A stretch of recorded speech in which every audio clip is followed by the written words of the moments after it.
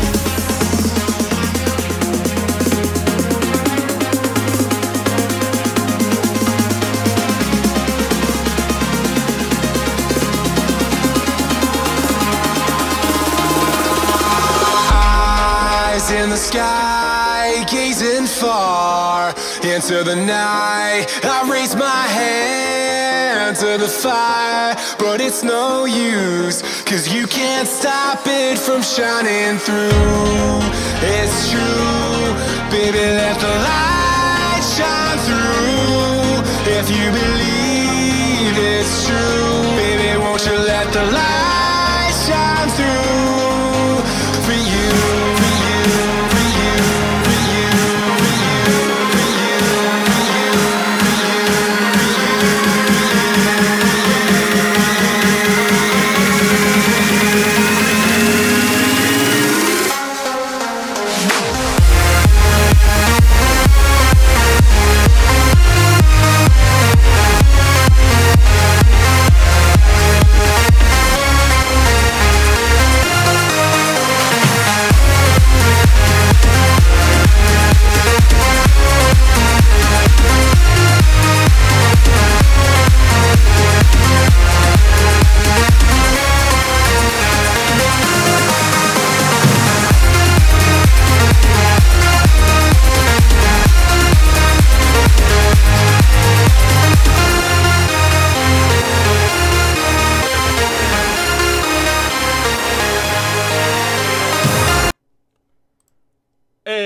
What's up, guys?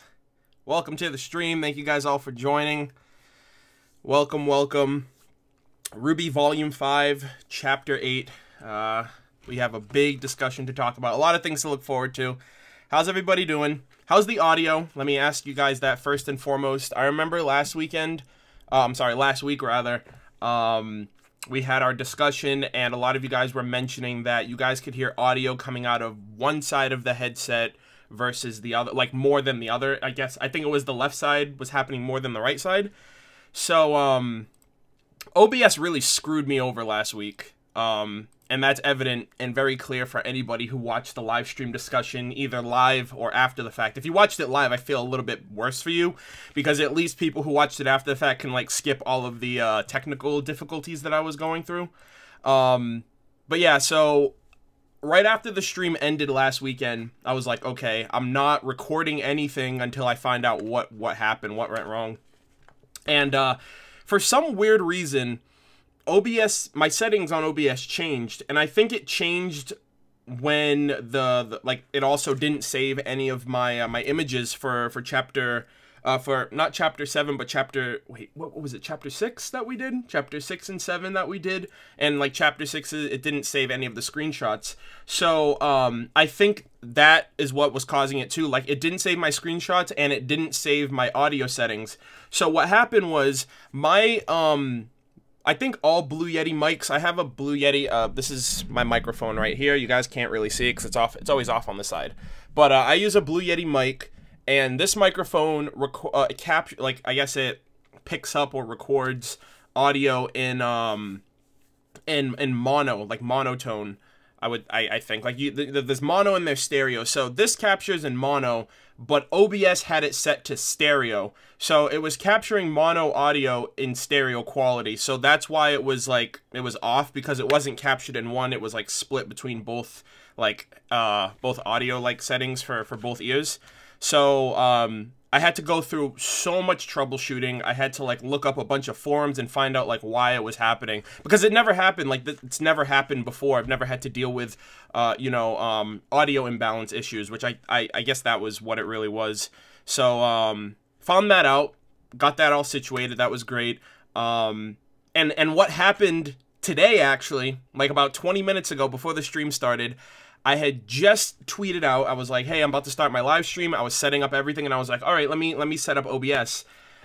Tell me not, I go into OBS, and I'm looking through all of the screenshots. I'm like, okay, just making sure I have everything so there's no issues.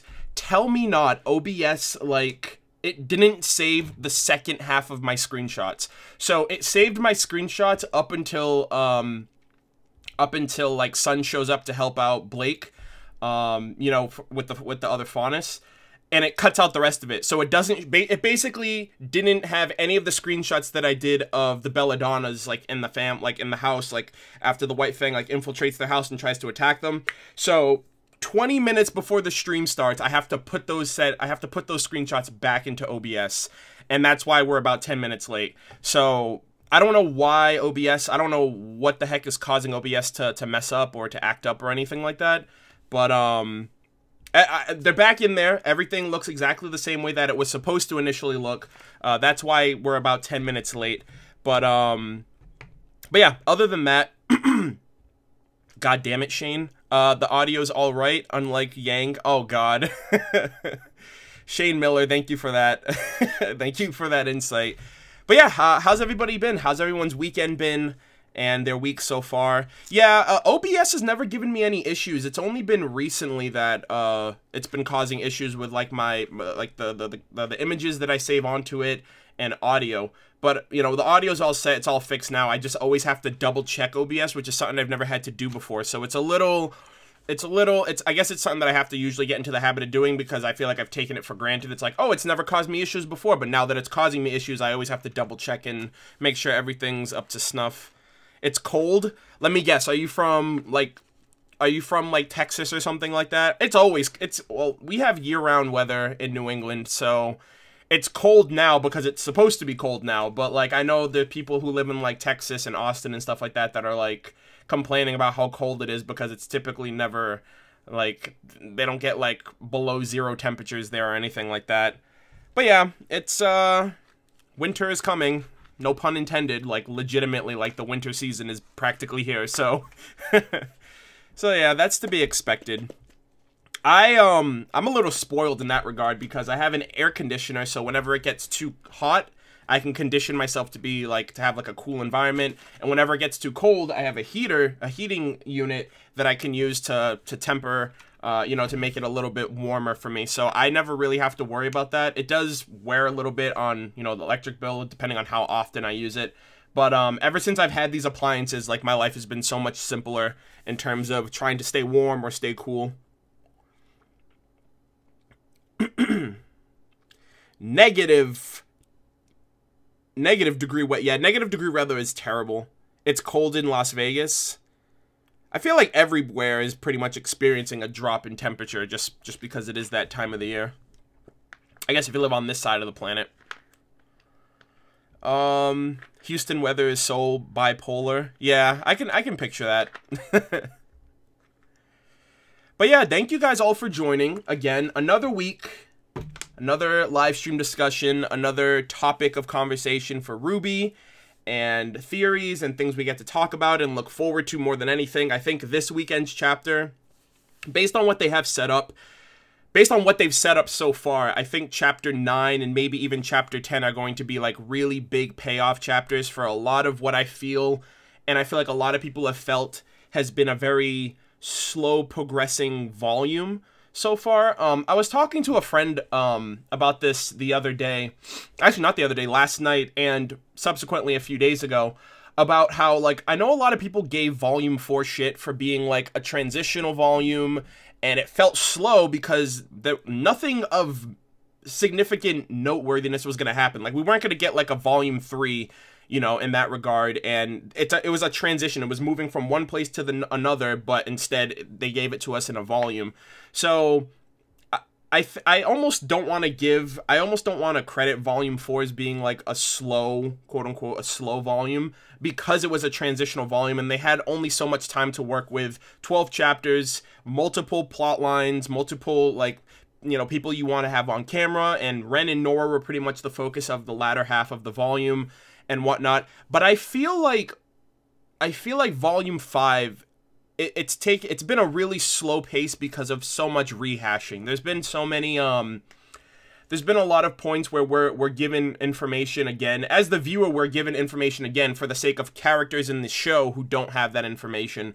And that, I mean, I can understand why that it feels slow, because to us, we're not getting anything new.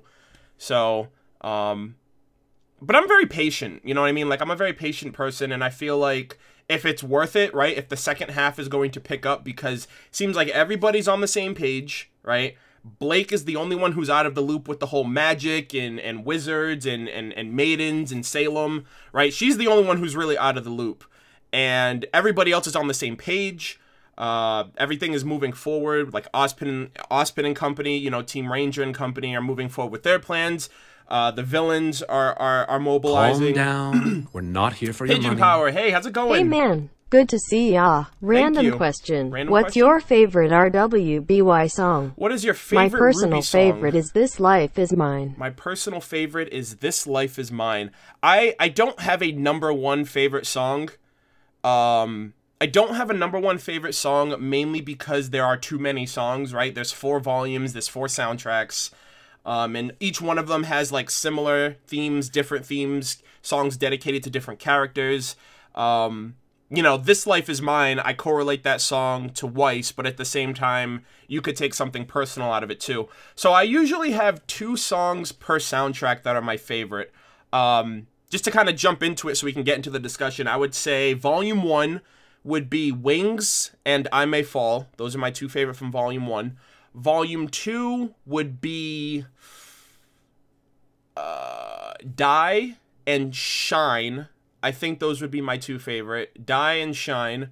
Volume 3, oh man, Volume 3 was such a good soundtrack. Volume 3 would be Not Fall in Love With You. And let's see, Not Fall in Love With You. That's probably my favorite song on that soundtrack. Not Fall in Love With You. And oh man, that's a tough one. I'll come back to that one, but Not Fall in Love With You is probably, I actually, you know what, Cold. I think Cold and Not Fall in Love With You are my favorite from Volume 3. I was gonna go with I'm the One, but I feel like that's a very hype song, and I feel like I like it because of the placement that it was used in Volume 3, like Emerald and Mercury's song, you know, against Koko Yatsu in the tournament. I think that's a very hype song. I mean, it's cool, it's fun to listen to, and it you know, it gets the blood pumping, but I don't think it's like a favorite of mine. It doesn't resonate a lot with me. So Not Fall in Love With You and Cold. And then Volume 4 is the one, I'm still sitting on Volume 4 to this day, just because, I mean, I listen to it every so often, but I haven't listened to it like practically like religiously like I did with the other ones. But for Volume 4, I would probably say Home and Let's Just Live, just for the feels, right? Just for the feels of the soundtrack. I would also say This Life Is Mine. But yeah, I think Home and Let's Just Live. Especially since when I listened to them for the first time, those were the most resonating songs for me personally. But yeah, that's everything for the soundtracks, my favorite songs and everything. So we are going to get into the discussion for Volume 5, Chapter 8. A lot to talk about, a lot of setup points, a lot of more characterization, especially for Weiss, most importantly Yang especially. Looking forward to hearing your thoughts on those as well. Like all of you guys who are who are here now, and also people who are going to be watching this after the fact. But one thing that I want to do really quick is get you guys up to speed on a little thing that I did this past week on Facebook, Twitter, and YouTube. So I remember last weekend I asked you guys, I was like, who do you think would win in an arm wrestling contest? Like, who would win an arm wrestle? Yang with her original arm or Nora, and no semblances allowed? And you guys were very vocal on who you guys thought. So I went to Facebook, Twitter, and YouTube. Facebook, I went to the RWBY group, and then YouTube and Twitter, I was on my personal accounts. So I have a tally here. I have a poll that I arranged and I set up so you guys can kind of see. And they're very different. They're very polarizing in that regard, because YouTube was very one-sided. Facebook was very one-sided. But Twitter, I'm surprised how like, Twitter was the one where it was like, it was neck and neck the entire time. Like, Yang would be winning, and then Nora would be winning, and then they'd be tied, and then one would be winning, then the other. So let me show you guys the results of these really quick before we start. Just as a little, tidbit of information. So the first one is Twitter, and I don't know if you guys can see that, so I'll blow out this image here for you guys so you guys can see it a little bit better. So here I put, who would win an arm wrestle? No semblance allowed, and if Yang had her original arm. So here we have Yang with 50%, Nora with 50%, and we have 1,713 votes so far. And this still, I literally pulled this image before the live stream started, so this poll has about another 4 hours left. So Twitter is the one that was very like, there was literally no, I guess it was the most quote unquote fair. There didn't seem to be any bias. There didn't seem to be any type of like one-sided like landslides when it came to who would win. But for Twitter, but aside from Twitter, like Facebook and YouTube were the complete opposite of this. Like, this was the middle. If this was the middle ground, then one was one character and the other was another character. So I found that to be very interesting. That Twitter was the middle ground. And the second one here, this one is YouTube, which this one was pretty neat because YouTube just came out with this with the community tab, to where like I can post something and have like direct conversations with people, and I've been using it for the past week. So let me blow out this one so you guys can see it. So this was the same question: who would win an arm wrestling contest? The only thing about Twitter is Twitter had more users participate. So I'm sorry, YouTube had more people participate. So Twitter had about 1,700. This one has 4,200. 4,200 people submitted here, and it was very clear that YouTube favors Nora. I don't know if any of you guys in the chat participated in this. I'm pretty sure some of you did, but it's very clear that Nora is most favored on YouTube when it came to this poll in particular. Same questions, asked the same way, just different results in that regard. And then the last one, which had the least amount of participants, was Facebook. And like I said, this was on the Facebook. This was on the Facebook page, the RWBY Facebook page. So this one, same thing. You had about 140 people voting for Yang, and then you had about 80 people vote for Nora. So very polarizing across the board for all three of the social media platforms. But yeah, so regardless, it's 50-50, because Twitter was 50-50, and then you had YouTube, who was on Nora's side, then you had Facebook, which was on Yang's side. So at the end of the day, it's 1-1-1 across the board, which I just found that fascinating, because there was really no way for me to be like, okay, it's going to be one or the other. And Twitter was the most consistent when it came to back and forth of people, voicing their opinions on who they thought would win. Even in the comment section of that poll, was another thing too, and the comment section or the tweet section of that tweet poll as well. So I just thought you guys would enjoy that. That's a hell of a result. Yeah, that's what I'm saying. Like, it's kind of crazy based on different social media platforms, like where the I guess where the middle ground is, or just overall the results, right? Because I initially thought it was going to be consistent all across the board. I was like, okay, everyone's either going to all vote for Yang or all vote for Nora. So I found that to be interesting, and I just wanted to share that with you guys. Because I did mention last week, I was like, yeah, I'm going to put out a poll just to see the response and see how things played out. Alrighty. So, with all of that said, with all that out of the way, let us start our discussion. I think, and I'll preface this for you guys too. I think this chapter was the chapter of like, and this didn't really, this kind of hype, hype isn't even the word that can describe how I felt about this chapter towards the end, for what we have to look forward to, for what I'm hoping and for what I'm expecting, for the reveal at the end, and just how things are playing out so far. Because I'm a very, what's the word? I take things at face value, right? So if they say, hey, you're going to be sent to Adam, and, you know, the White Fang is gonna, you know, attack your family, and you're not gonna be around to protect them, that's what I'm expecting. So, like, I wasn't expecting Sun to to jump in. I wasn't expecting Gira to kind of go beast mode at the end. I wasn't expecting Corsac and Fennec to have, like, weapons and actually be fighters, you know what I mean? Because they always came off as, like, these figureheads, really, right? They kind of, they're like the messengers, right? It's like, don't attack the messenger. But I was very shocked and very surprised by the fact that they actually fight. And, yeah, by the way, if you're here and you haven't seen the episode, go watch the episode on Rooster Teeth right now. You can do that. Create a free account. It's like a 15-minute episode. By the time you start and finish it, I'll still be talking about the chapter. But yeah, I was just very, very, very excited about the chapter overall. And, super, super stoked. Really hoping they don't pull like a catch-22. They're like, hey, now we got you hooked. Now we're going to give you something else. Because I really feel like that's what they're going to do with Chapter 9. I hope they don't, but it's Rooster Teeth, so, you know, what can you expect?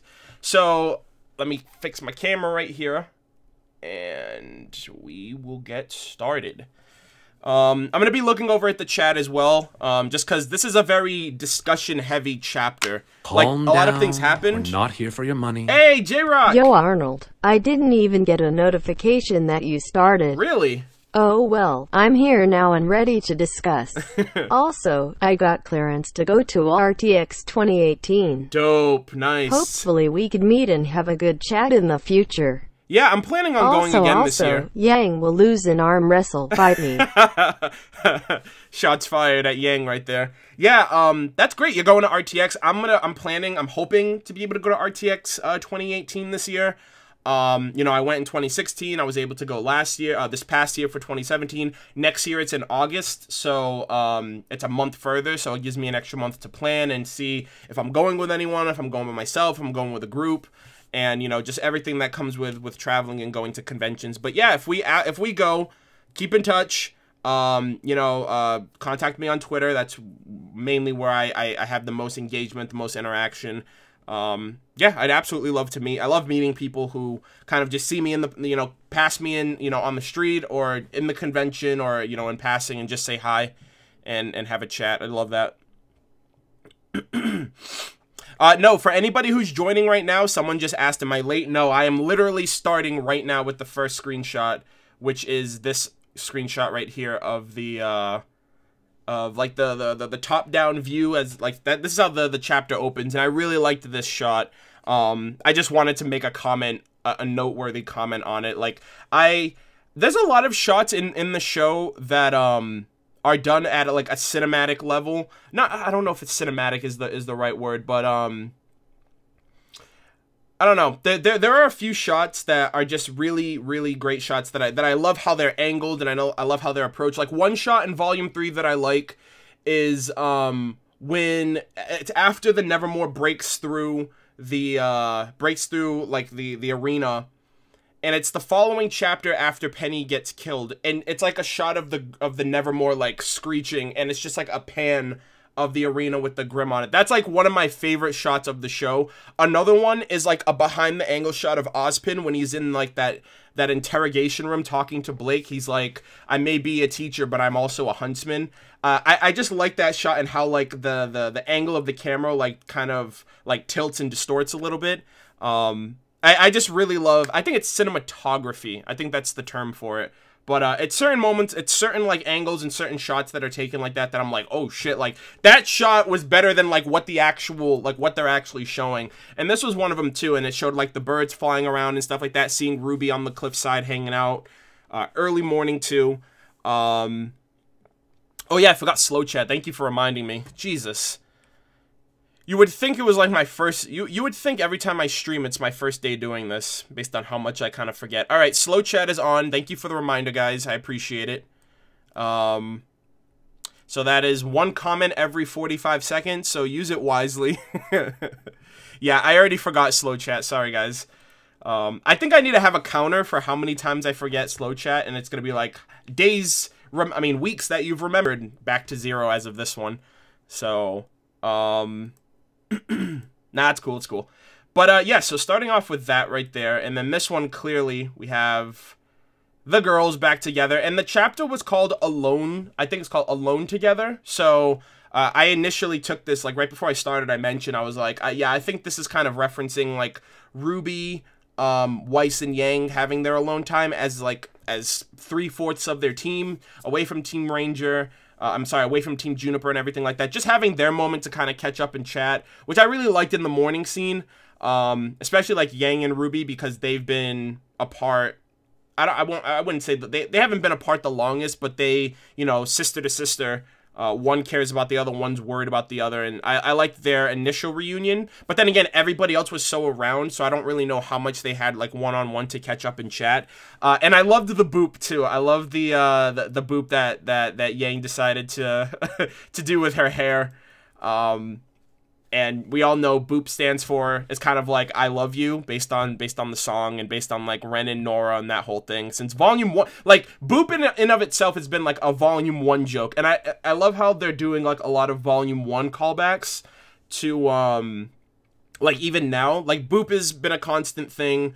Last volume they were talking about like the throwbacks to their nicknames, like Crater Face. Well, they didn't say Crater Face, which I was really upset about. I was like, that was a missed opportunity, because Jean called RWBY Crater Face, and then RWBY called Jean Vomit Boy, and Jean called Weiss the Ice Queen. You know what I mean? So like everyone has gotten their nicknames from a different person. So and that's literally from Vault. Like I feel like that would only really resonate with you if you were watching RWBY back when it first started. I mean, you could easily like binge it too, but I feel like if you binge the show, you definitely miss out on a lot of things, and it doesn't give you enough time to marinate on, chapter to chapter, especially if you're trying to catch up. So I think like moments like that are really like special to people who have been, the longest, dedicated the longest to the show, or have been around the longest when it comes to when RWBY started. So I really, really appreciated that. Let's see. All of the Blake fans are gonna freak out this chapter. It depends on how you look at it.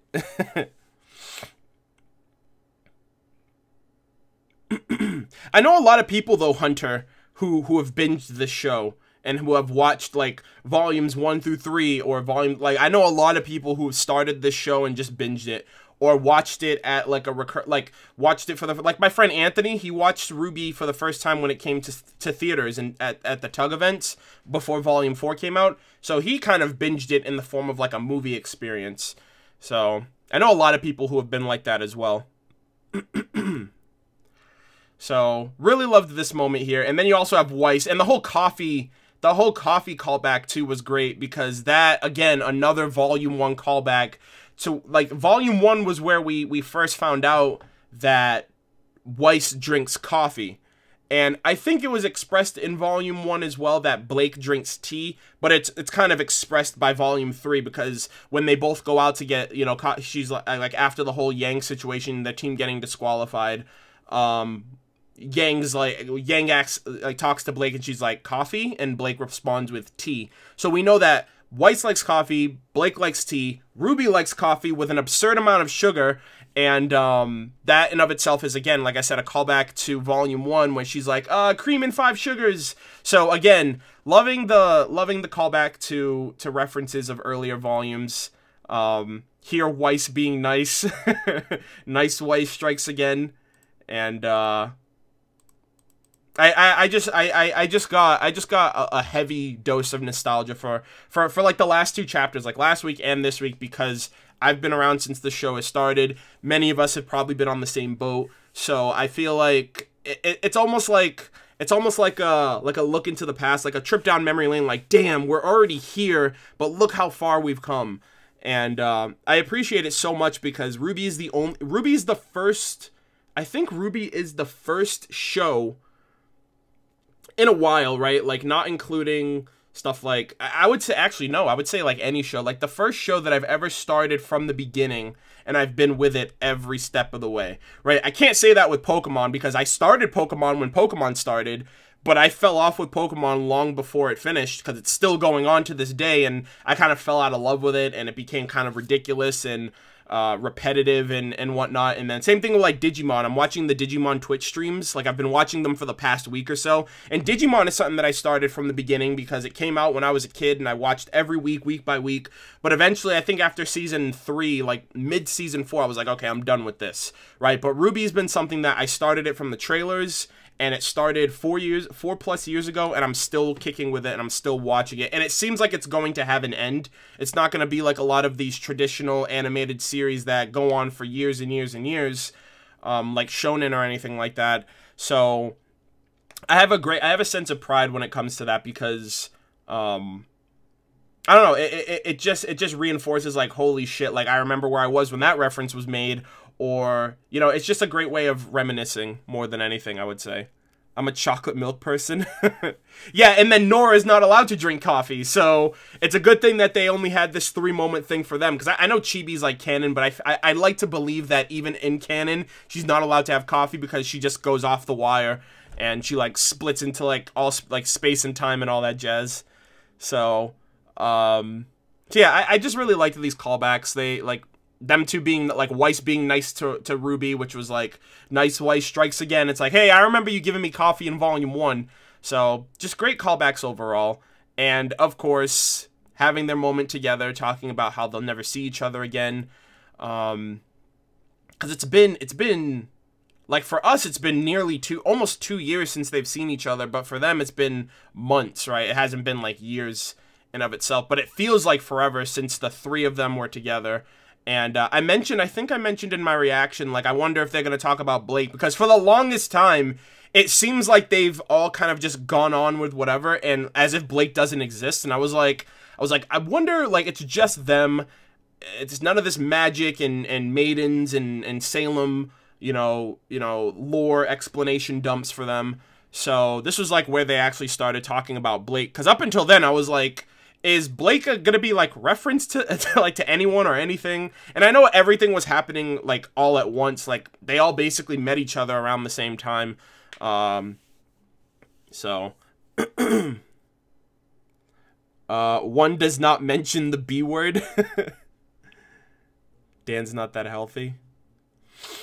Let's see. So great seeing these 3 together again. Yeah, I was saying the same thing. I just feel like at this point, Blake is somewhat of a monkey wrench now, because she, like, just bringing up her name, like, sparked a little bit of a rift in the team dynamic at this point. And you guys are gonna lose me for a second here, because these screenshots kind of complement the overall discussion right now of Yang kind of putting up a front right now.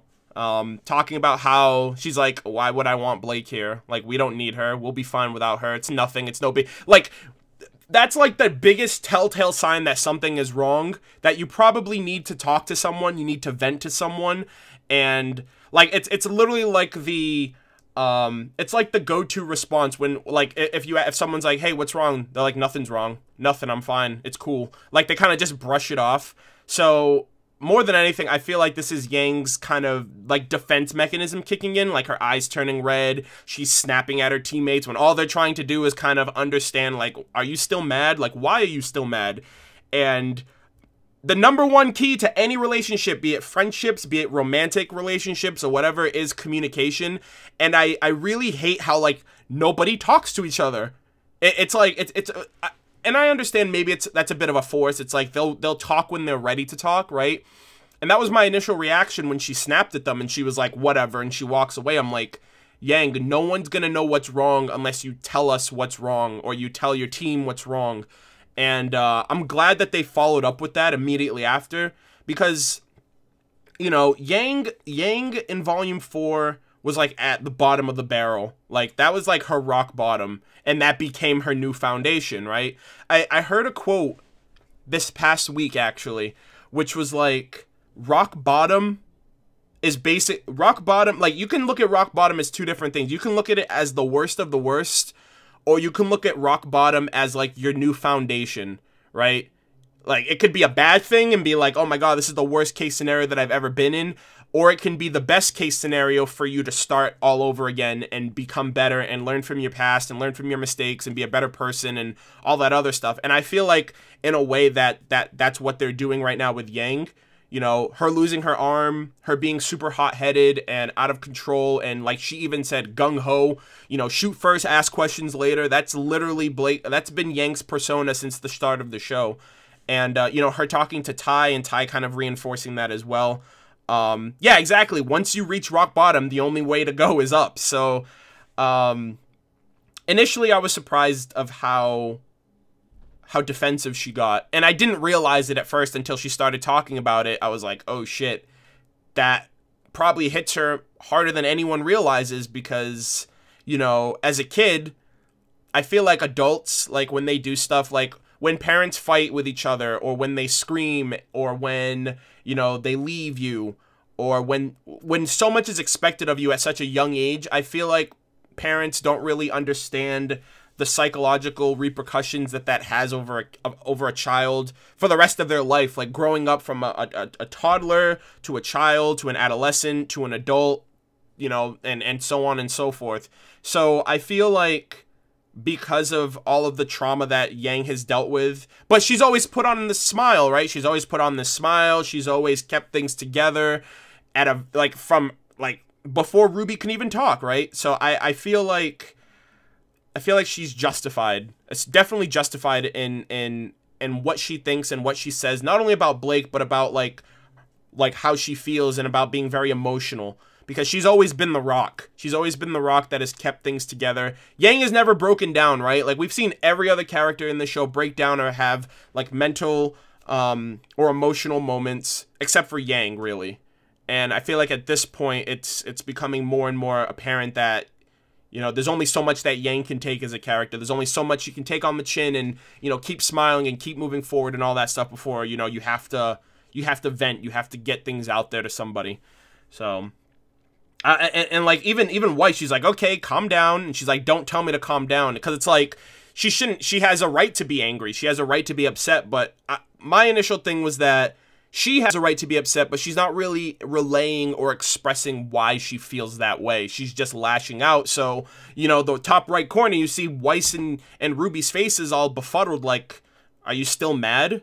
Are you upset that she left? Like, and she's giving sarcastic responses like, oh yeah, of course, like, no, I'm peachy. Everything's, you know, peaches and cream, you know, sunshine and rainbows. It's like, well, then talk to us about it, you know.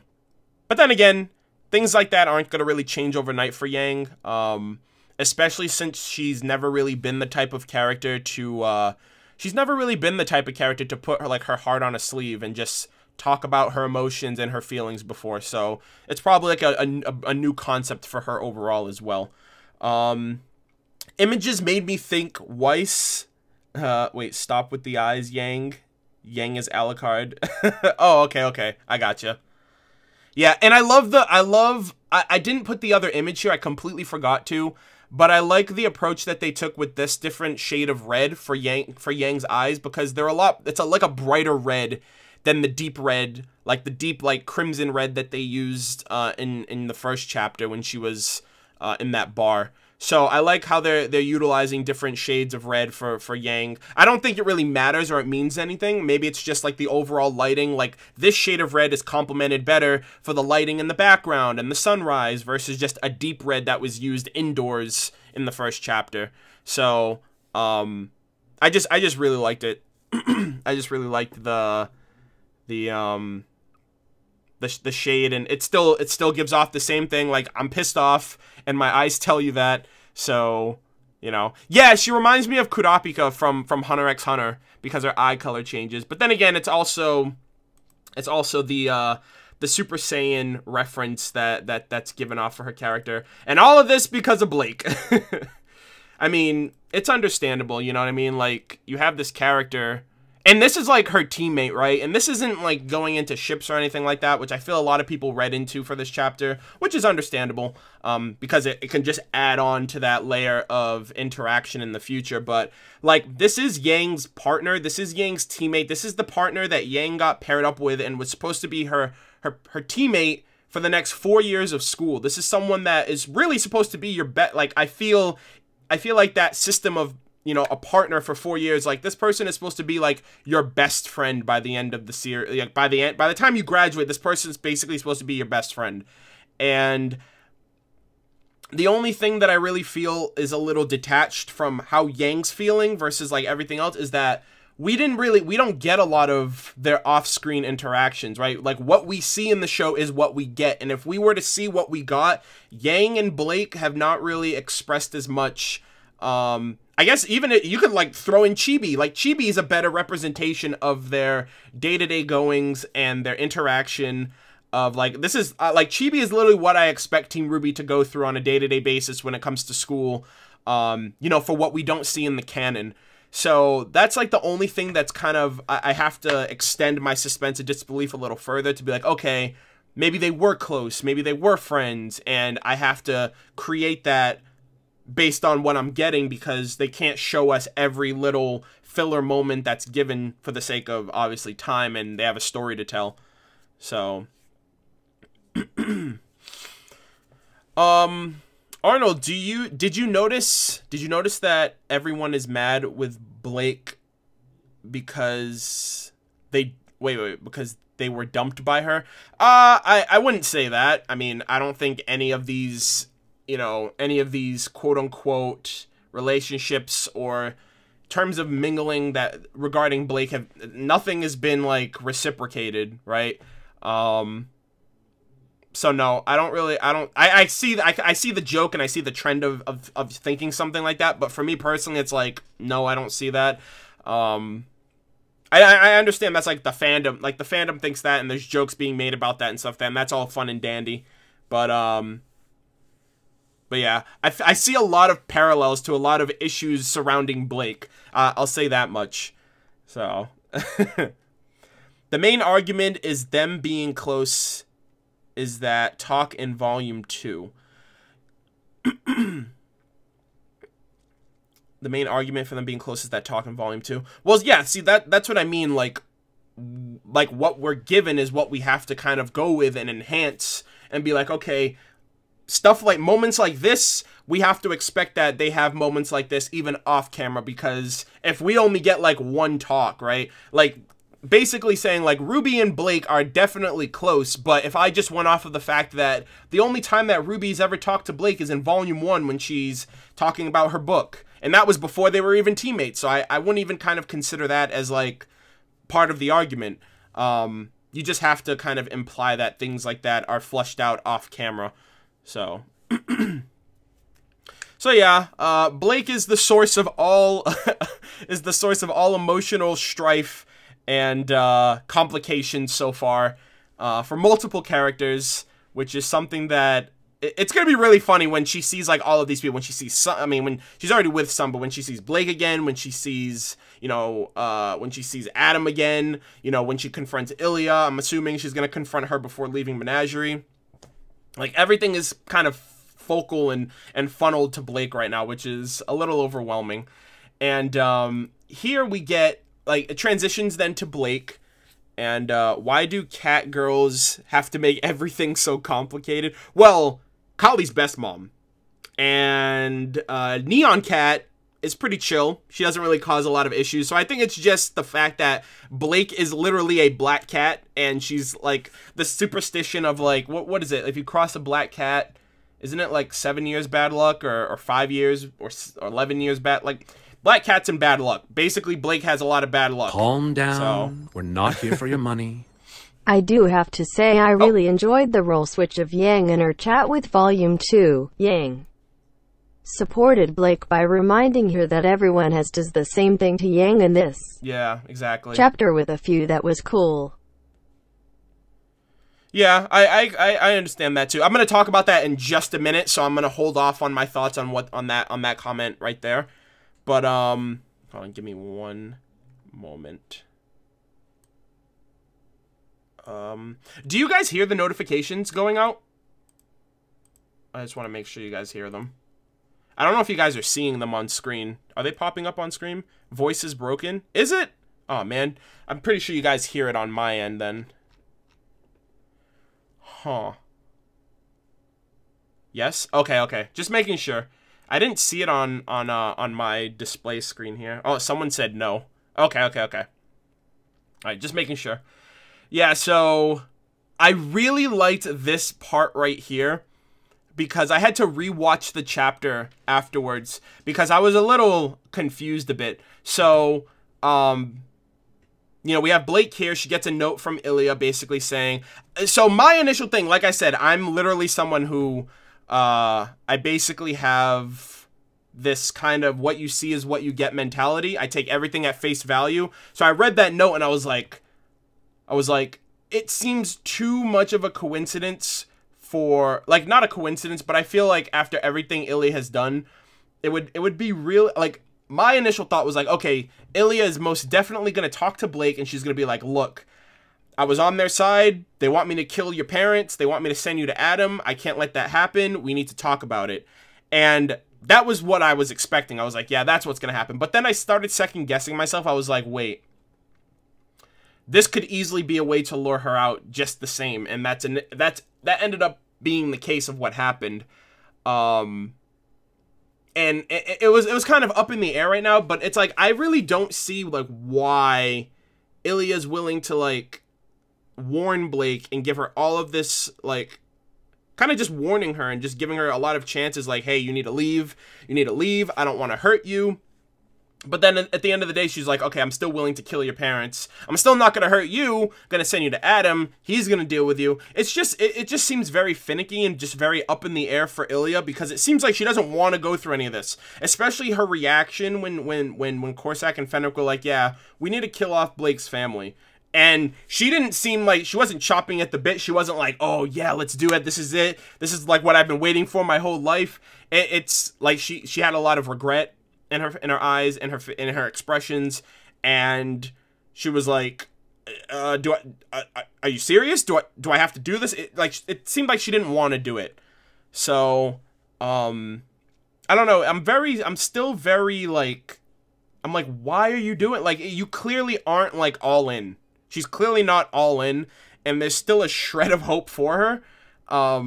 You know, at this point, I just don't know if it's, unless she's like, unless this is all a setup, right? Unless, like, I don't know. It still doesn't really make sense at the end of the day for her to really be going through with doing all of this. If at the end of the day she's gonna, like, fall back and give expressions that make it seem like she's regretting her choices and her decisions. She's evil.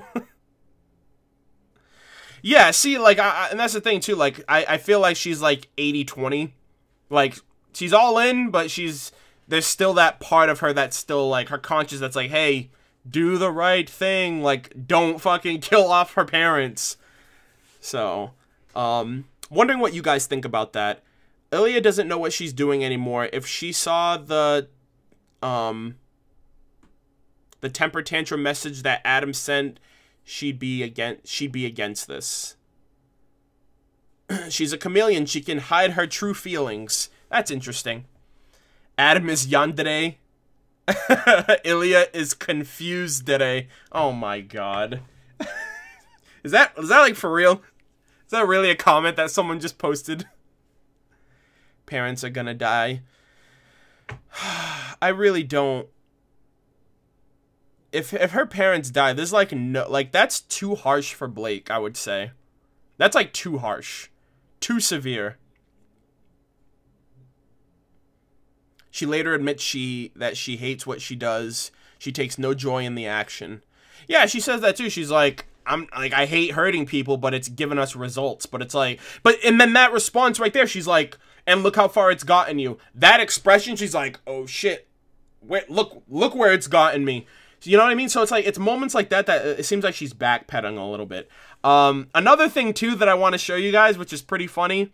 It's a joke that I had a friend of mine help me edit. So I came up with the idea, and she helped me with editing to put it together.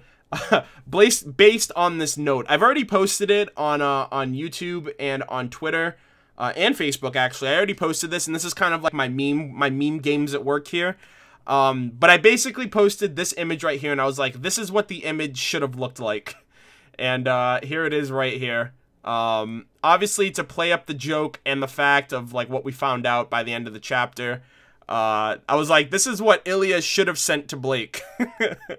I don't know if any of you guys have seen this, but this is my meme game at work here. This is like, do you like me? And the initial thing that came up for this is because like we were talking on Discord, and I was like, oh my god, it would have been so. I instantly thought of like, okay, you know, like those cheesy cliche kind of things that kids do, like when they like someone but they don't want to tell them that they like someone, so they'll write a note and they'll be like, do you like me? Circle 1, yes, no, maybe. And that's basically kind of what I went for. And I was like, well, we found out that Ilya had feelings for Blake, or you know, maybe even still does.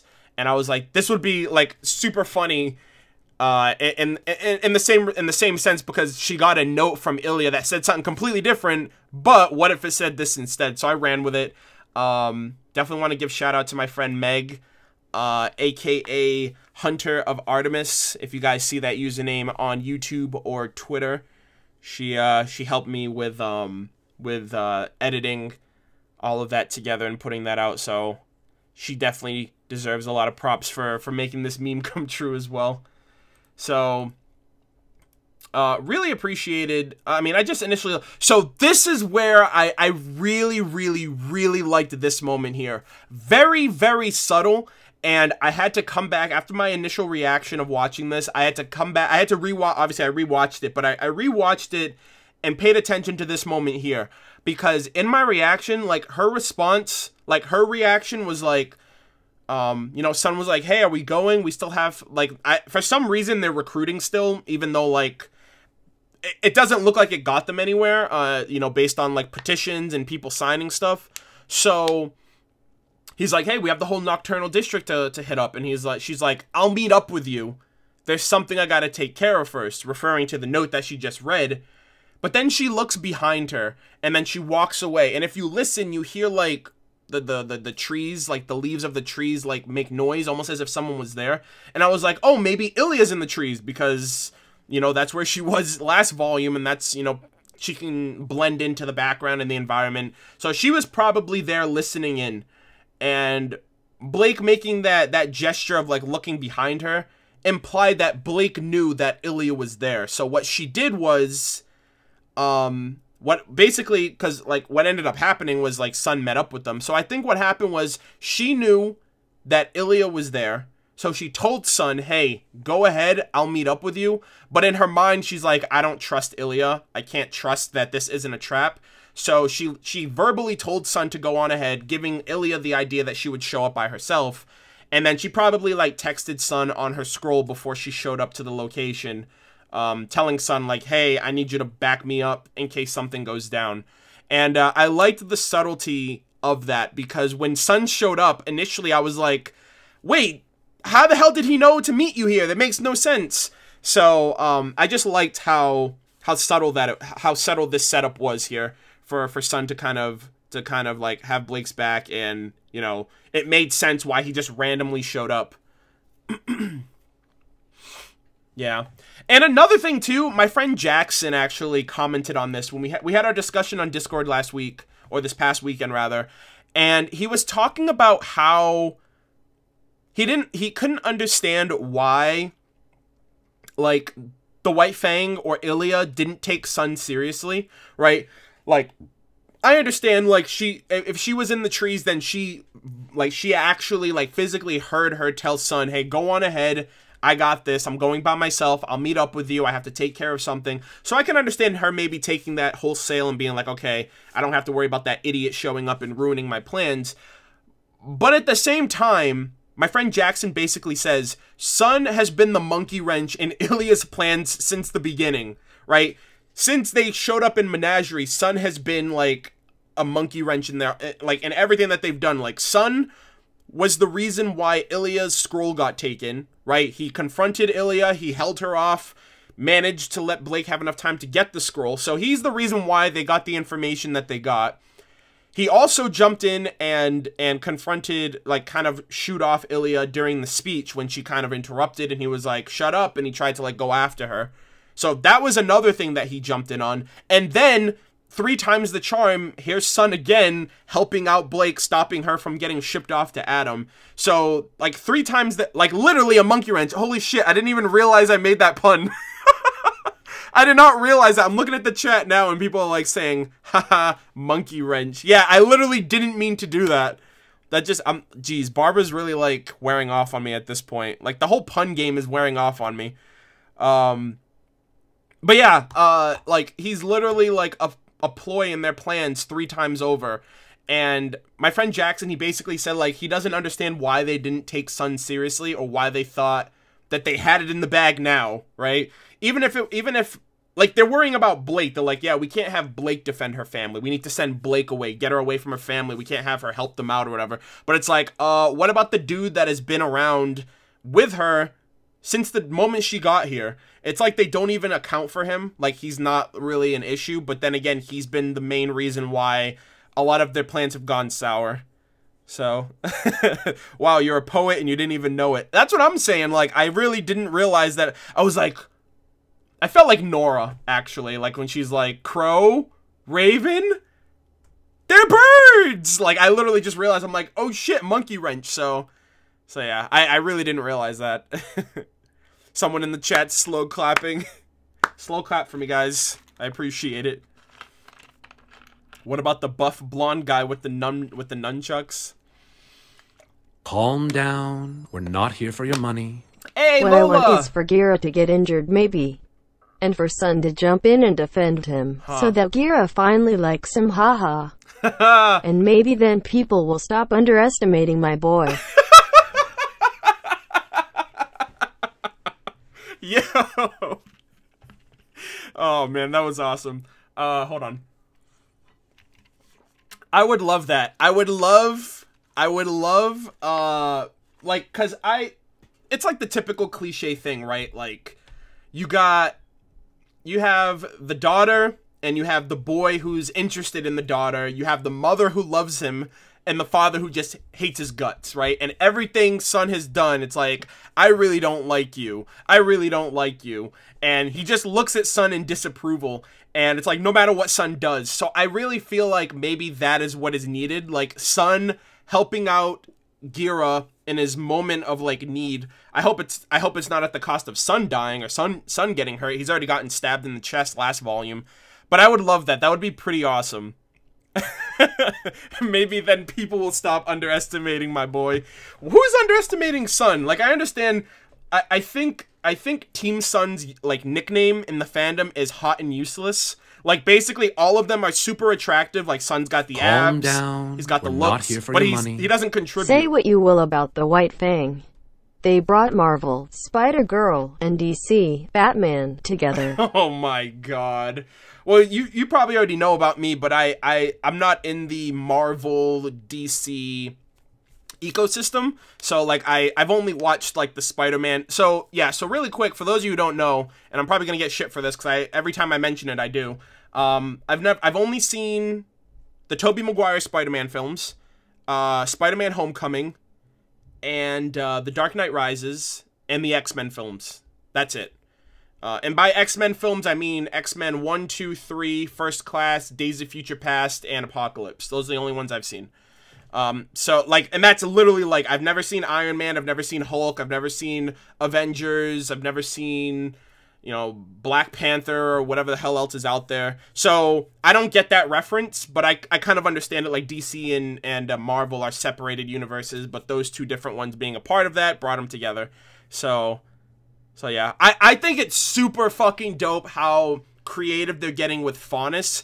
I feel like at this point, like, instead of it being, like, the cool different types of Grimm that we get, now we're getting cool different types of Faunus. Like, we had the Scorpion Faunus last volume with Tyrion. We have, obviously, Kali and Gira are some type of cat, right? Like, a puma or a panther or whatever you might call it. So we have, like, them, and then we have Corsac and Fennec, which are Fox Faunus. We have a Spider Faunus, a Bat Faunus, a shit ton of Rabbit Faunus on Menagerie alone. So, audible gasp. Yeah, I know, right? You should see Logan. Don't I have to see, like, X-Men Origins Wolverine? Like, I'm that type of person, right? Even if I don't need to see it, if it's created, it's meant to be watched, right? So I still would need to see X-Men Origins Wolverine, and that, I think it has a sequel to it as well, and then Logan. Because I love X-Men. I fucking love the X-Men cinematic universe. Never read the... Like, I've never... I didn't grow up on comic books and superheroes. I grew up on anime and video games, which is why I've never watched a lot of superheroes or comic books, or read comics, or understand that part of nerd culture. There's no doubt that if I got into it, I'd like it, but there's only so much I can get into, and I'm already invested in a lot of stuff already. And there's just not enough time in the day. Like, if I did that for a living, or if I did that for the rest of my life, it's like, you know, it's apples to apples. It's like, if you pick up one thing, you got to give up something else in return. So, yeah, isn't, like, Logan, like, in the far future, like, when most of the X-Men are, like, dead? That's super fucking depressing. I'm so glad that Days of Future Past was, like, the best thing to happen to X-Men, because it basically, like, resets the lore, and kind of the timeline, and it gives us more to work with at that point to make up for the time of, like, the first 3 films, which, like, my friends basically said, like, the first 3 films don't matter anymore, but I still feel like, I was super stoked when I was, like, at the end of Days of Future Past, I was like, please tell me Jean's alive, because you would not care about that if you didn't watch the first 3, or the third film, rather, and, like, Scott and shit like that. So, getting a little off topic, but yeah, I love the X-Men cinematic films, and I absolutely loved, what's it called? Homecoming. I think Homecoming is the best Spider-Man film I've ever watched. Granted, like I said, only watched the Tobey Maguire film, so I don't really know if that's really a good comparison, because those films came out, like, in the early 2000s. But yeah, anyways, moving on. So I really liked this setup here. I thought it was really subtle, and it made sense when it happened. Granted, I had to rewatch the chapter to figure that out. I was like, please don't tell me they just happened to have Sun just magically show up, or Sun was like, hey, I had a strange feeling, so I came over here to, you know, to just stalk you or watch you again or something like that. So it was really great how subtle it was. And you guys are going to lose me again. So give me 1 second. Hold on. Oh, hold on a second. You guys are going to lose me. You're all going to lose me. All right.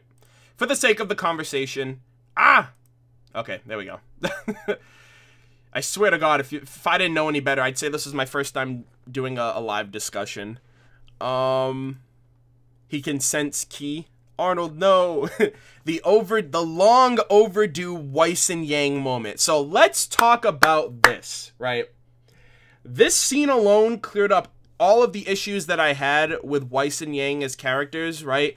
And I thought we'd be getting something like this a lot sooner, but better late than never. Because the 2 biggest character interactions that I felt were the most awkward so far, it's like Weiss and Yang and Ruby and Blake. I'd say out of the core dynamic of Team RWBY, those are the 2 pairings that have the least on-screen interaction, the least synergy. If I didn't know any better, I'd say they've never talked to each other, you know, in a grand sense, right? Like Blake and Yang, if I didn't know any better, if I didn't have a suspense of disbelief, I would say they have never talked to each other since they've been on a team, right? So I really love the fact that they gave us this core moment of these 2 characters who come from two different backgrounds, two different lifestyles, right? Two different versions of the same thing, you know, two different versions of being isolated and finding common ground.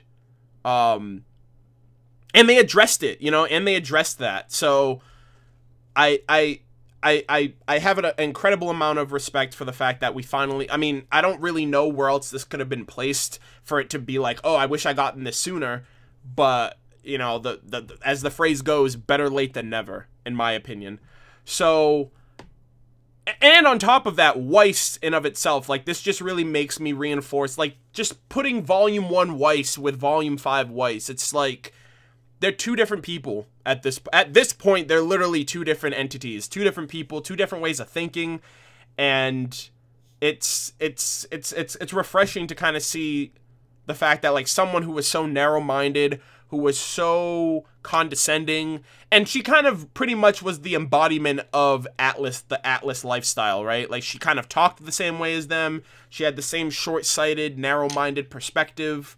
You know, especially when it came to, like, how she talked to other people, and complete 180, like, loves people to death, cares about other people, puts other people before herself.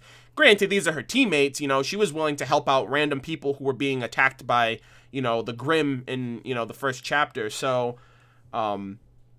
absolutely loved this moment here. And obviously the bigger thing too, not just for Weiss, because I have a bit of a bias when it comes to Weiss. She is my favorite character in Team RWBY. At this point, she is in my top 5 favorite characters of the show thus far. I can't really have a definitive favorite character until the show is over, but Weiss has been someone who's improved every volume. Like, her character is improved, her mindset as, like, a huntress is improved, and it's just something that I love seeing in a character, especially when a character starts off very rough. Usually you see it with, like, redemption characters, right? Like Zuko, or what's another great redemption character? You have Zuko, you have, like, Scar from Full Metal Alchemist, Snape. I'd say Snape because he put on a facade. You know what I mean? He came off as this character that we're all supposed to hate and loathe. Itachi, right? Naruto, like, characters that start off as, like, pretty much like the worst of the worst. And someone's car alarm's going off, so hopefully you can't hear that. Wait, can you guys hear that? I don't know if you guys can hear that, but I can hear it loud and proud. Someone's car alarm's going off in the street outside. So if you guys can't hear that, I do apologize. But yeah, there's just a lot of moments like, oh, you can hear that. Oh shit. Well, hopefully they hurry up and attend to their vehicle. Oh, well, some of you guys are saying you can't hear it, so if you can't hear it, I'll just keep talking over it. So, anyways, so you have, Yang, who for the first time really puts down her walls and kind of is incredibly vulnerable, and it's like, we've never seen a vulnerable Yang before. We've never seen a Yang who has ever had to, you know, express, like, the hurt or the pain that she's had to endure growing up. And for the longest time, it's like, I always felt like it was just her mom leaving, and, you know, that was the biggest part of her pain that she had to endure, is, like, the questions of, why did you leave me? Why do I feel like I'm, like, what did I do wrong? And stuff like that. The alarm's gone, by the way, so you guys won't be able to hear it now. But, I feel like I misjudged Yang as well, right? Like, I feel like I severely misjudged Yang, and it wasn't until Weiss it wasn't until she really, like, opened up and talked about it, right? Because, like I said, like, we won't know what's wrong unless you say something, right? So I didn't realize it wasn't just Raven leaving. It was also Summer dying. It was also the fact that Ty was always working, always at school, never around, and RWBY couldn't even talk. So I assume she was, like, a baby, like 1.5, 2 years old at most, to the point where you can't talk. Like, I think babies start talking around, like, as early as, like, 1.5, you know, and by talk, I mean, like, the goo goo gaga kind of thing, like, flubbing and trying to make some type of verbal communication. So, it was kind of crazy how, like, we've heard of it in the past. Like, we've heard, like, yeah, you know, my mom left us when we were pretty young. Ruby was still pretty torn up. She didn't understand what was going on. And we knew, like, as young as, like, Ruby being able, you know, her going out and looking for her mom at that young age, it's kind of crazy how the way that I look at it is not only did Yang have to endure the fact of, like, I got to pick up the piece, I got to basically be the parent in this house because my dad basically just, he's kind of existing right now. He's not really living because he's lost two loves of his life. He's got a family to support. He's got to be at school, you know, making money and supporting the family. You got my little sister here who has no parental figure around, so I have to be that for her. So in a way, when you think about it, not only did Yang have to, like, kind of be the parent, but she was almost robbed of a normal childhood, right? Ruby probably felt like a kid growing up, but Yang had to feel like the parent, you know, when she herself didn't even have that around.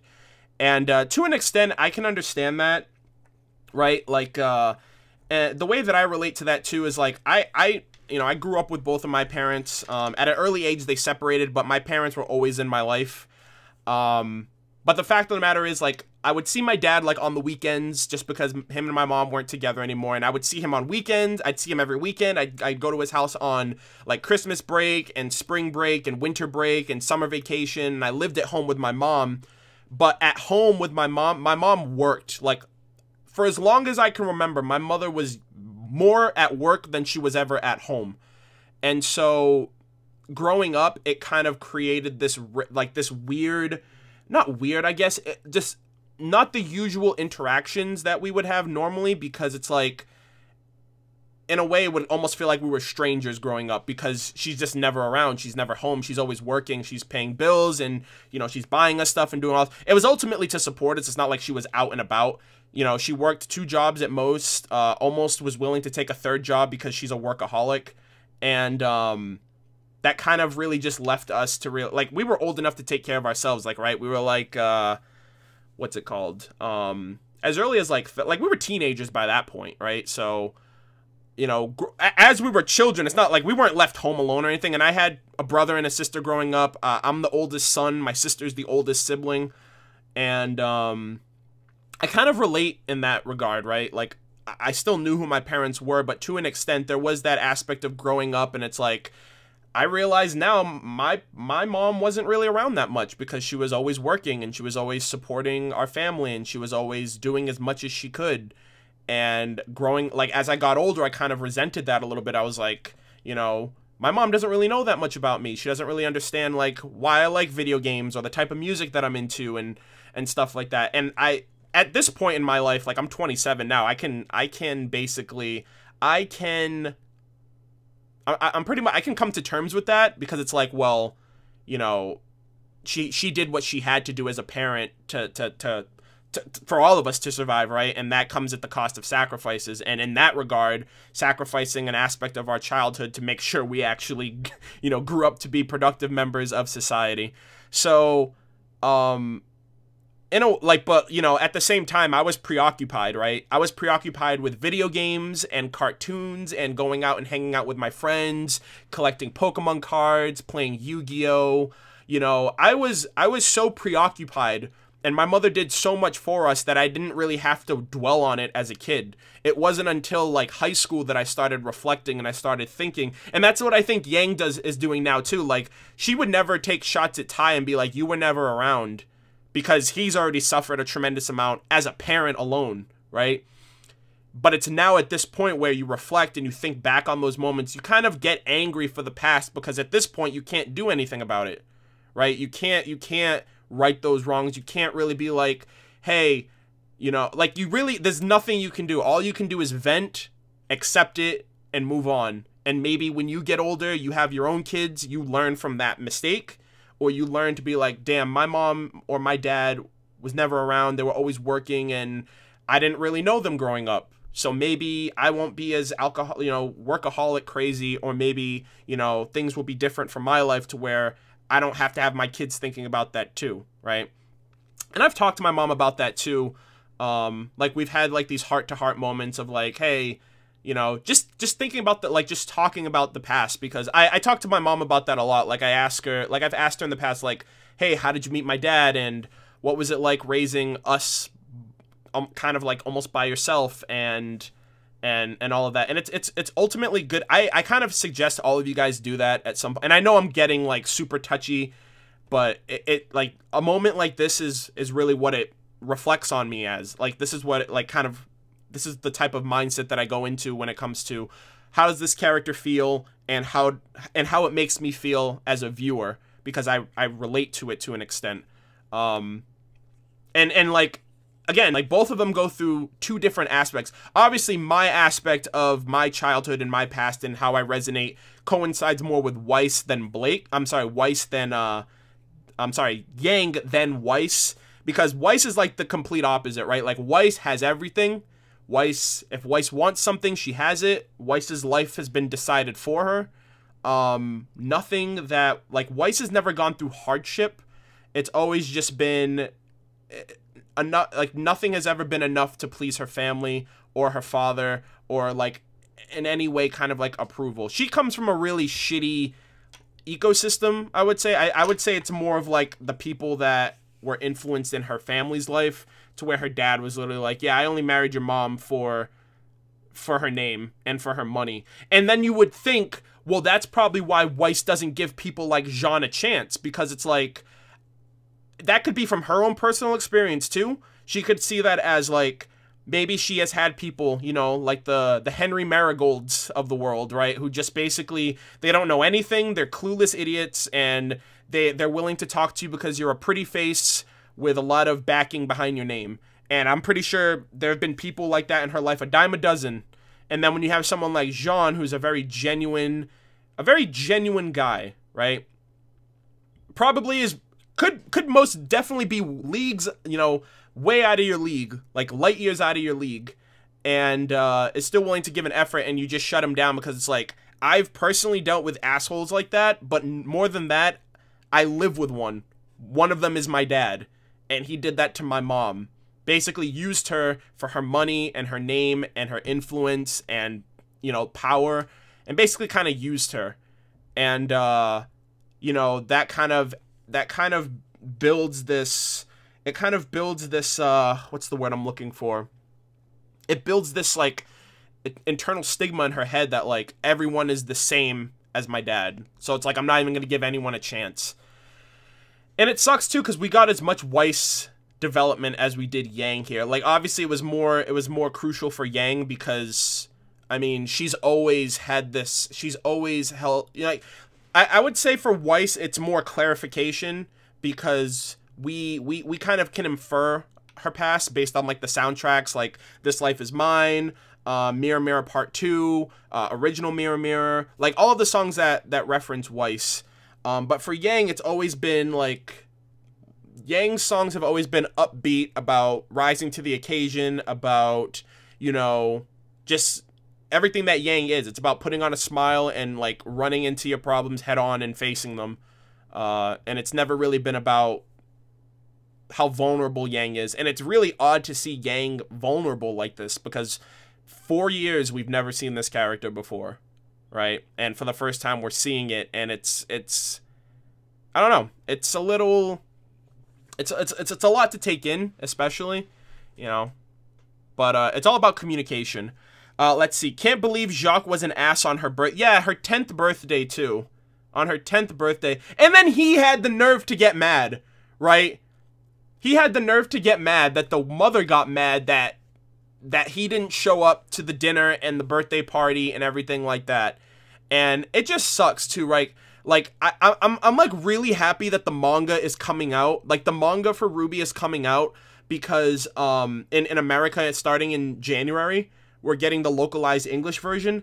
And one of the most saddest moments that you see in that regarding Weiss is she's probably 10 in that flashback too, but it's like this flashback of her kind of everything that she does, she like looks at her father for approval, and he just never gives it to her.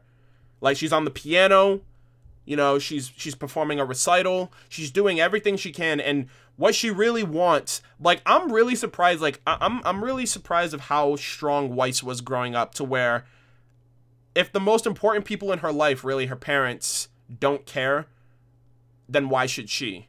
Right? I really feel like that really shows how strong Weiss is internally. Because it's very easy, and again, like, I personally felt like that too, because there would be like times where I'd get like good grades on my report card, and you know, there would never be really any type of positive reinforcement. This was more so when I was in like middle school going into high school, when I really should have been doing it for the sake of like doing it, not really for the sake of getting rewarded, you know, positive reinforcement for you know, getting good grades.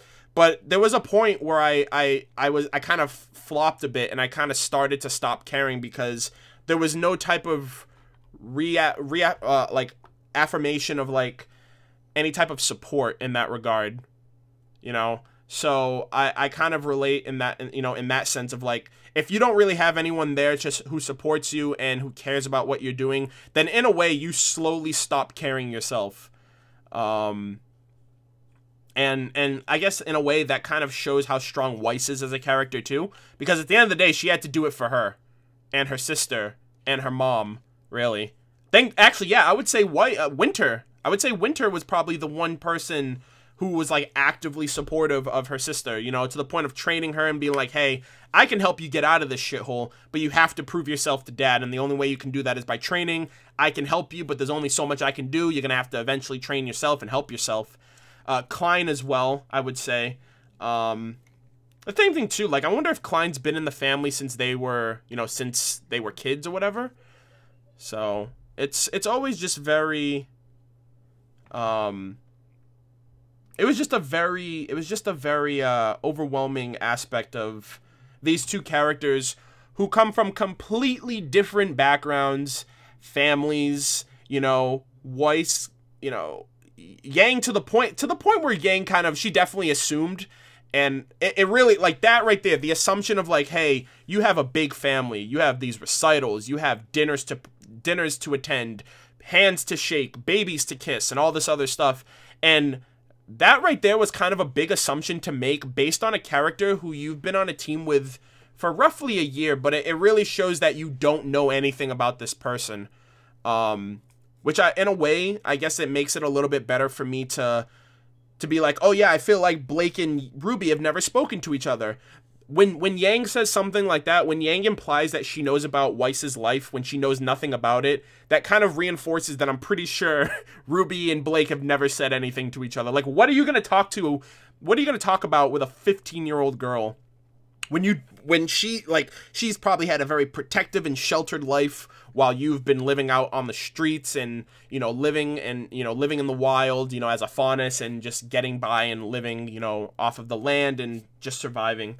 So I don't know. It kind of reinforces that maybe this team doesn't know as much about each other as we're led to believe or led to assume based on, you know, suspension of disbelief. But yeah, and like, for the biggest thing for Yang, it was always, she correlated Blake leaving with everybody else leaving in her life, right? In a way, like her mother, in a way Summer, in a way Ty, just never being around, and then Blake just adds to that as well, right? And I did this RWBY short video about a year, almost 2 years ago, I would say. It's called The Innocent Never Run Yang. And it was like this little short video that I put together, reflecting a bunch of different moments in the show when it comes to, when it was volume 1.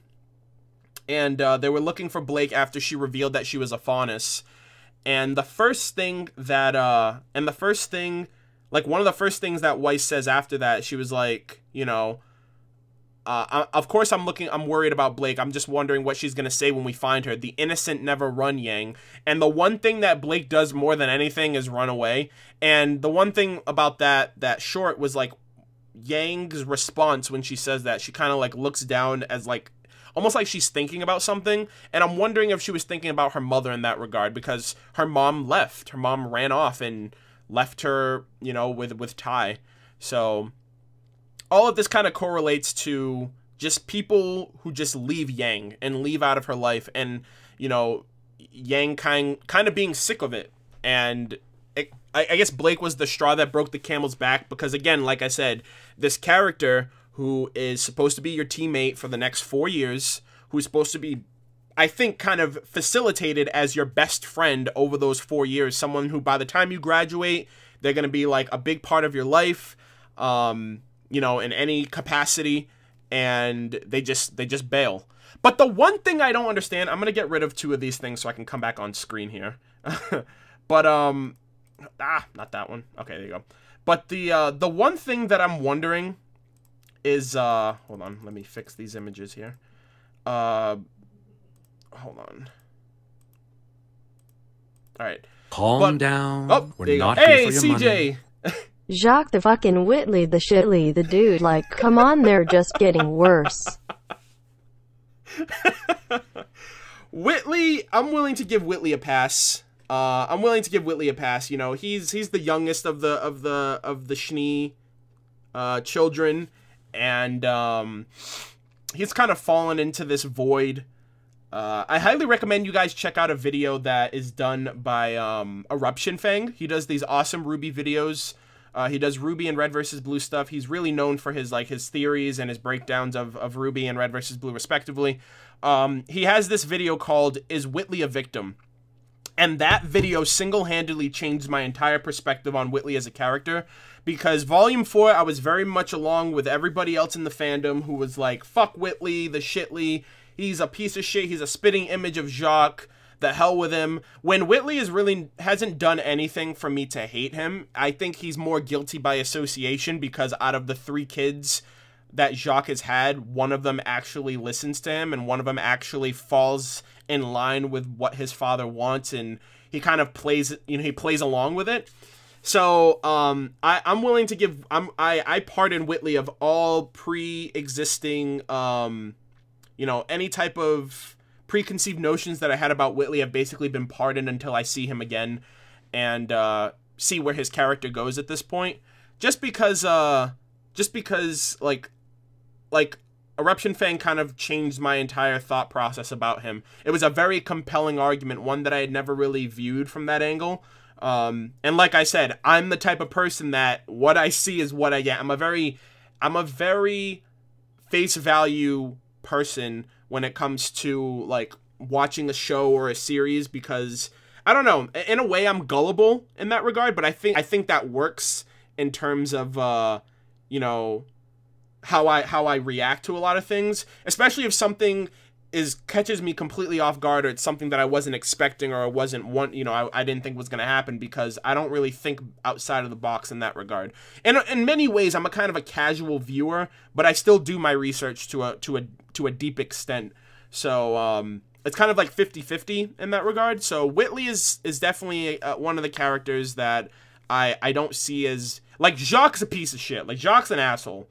Right, he is the progenitor of like all of this like hate that kind of is festering out of Atlas, because you know he's the head of the Schnee Dust Company, and you know everything else that follows with that, with the slave labor and discrimination, and just the fact that he's just a businessman. He doesn't care about people. He cares about himself. He cares about his bottom line. He doesn't even care about his kids, his wife, anything like that.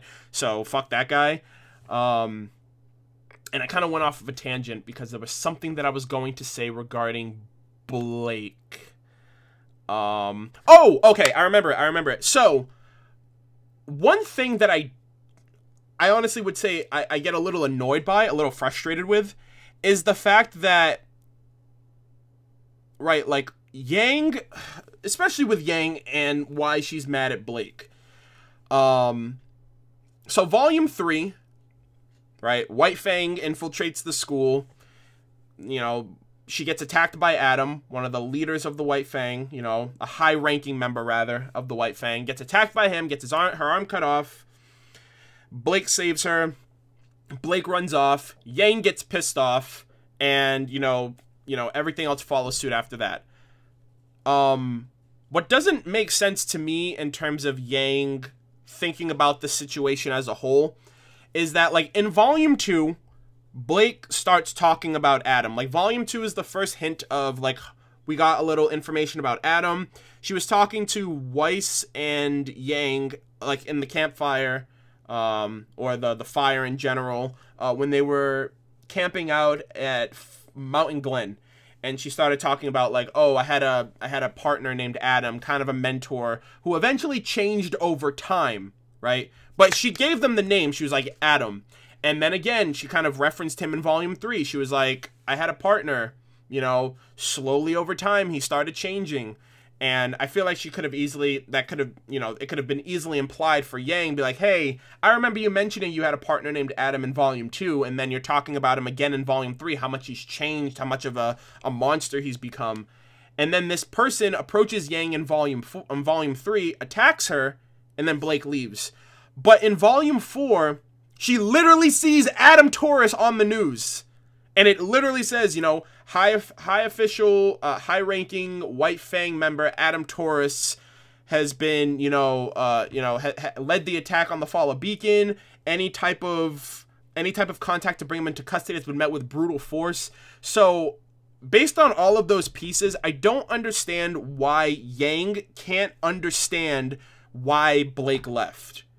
Clearly, you got your arm cut off by someone who's associated with Blake and her past.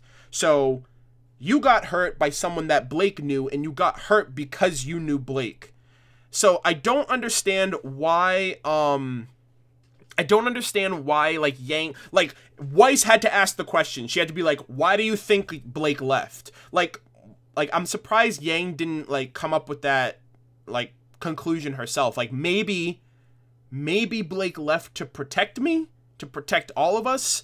But it took Weiss basically having to talk to her about that. So that was the one thing that I was wondering. I was like, it's not really that far gone to kind of imply.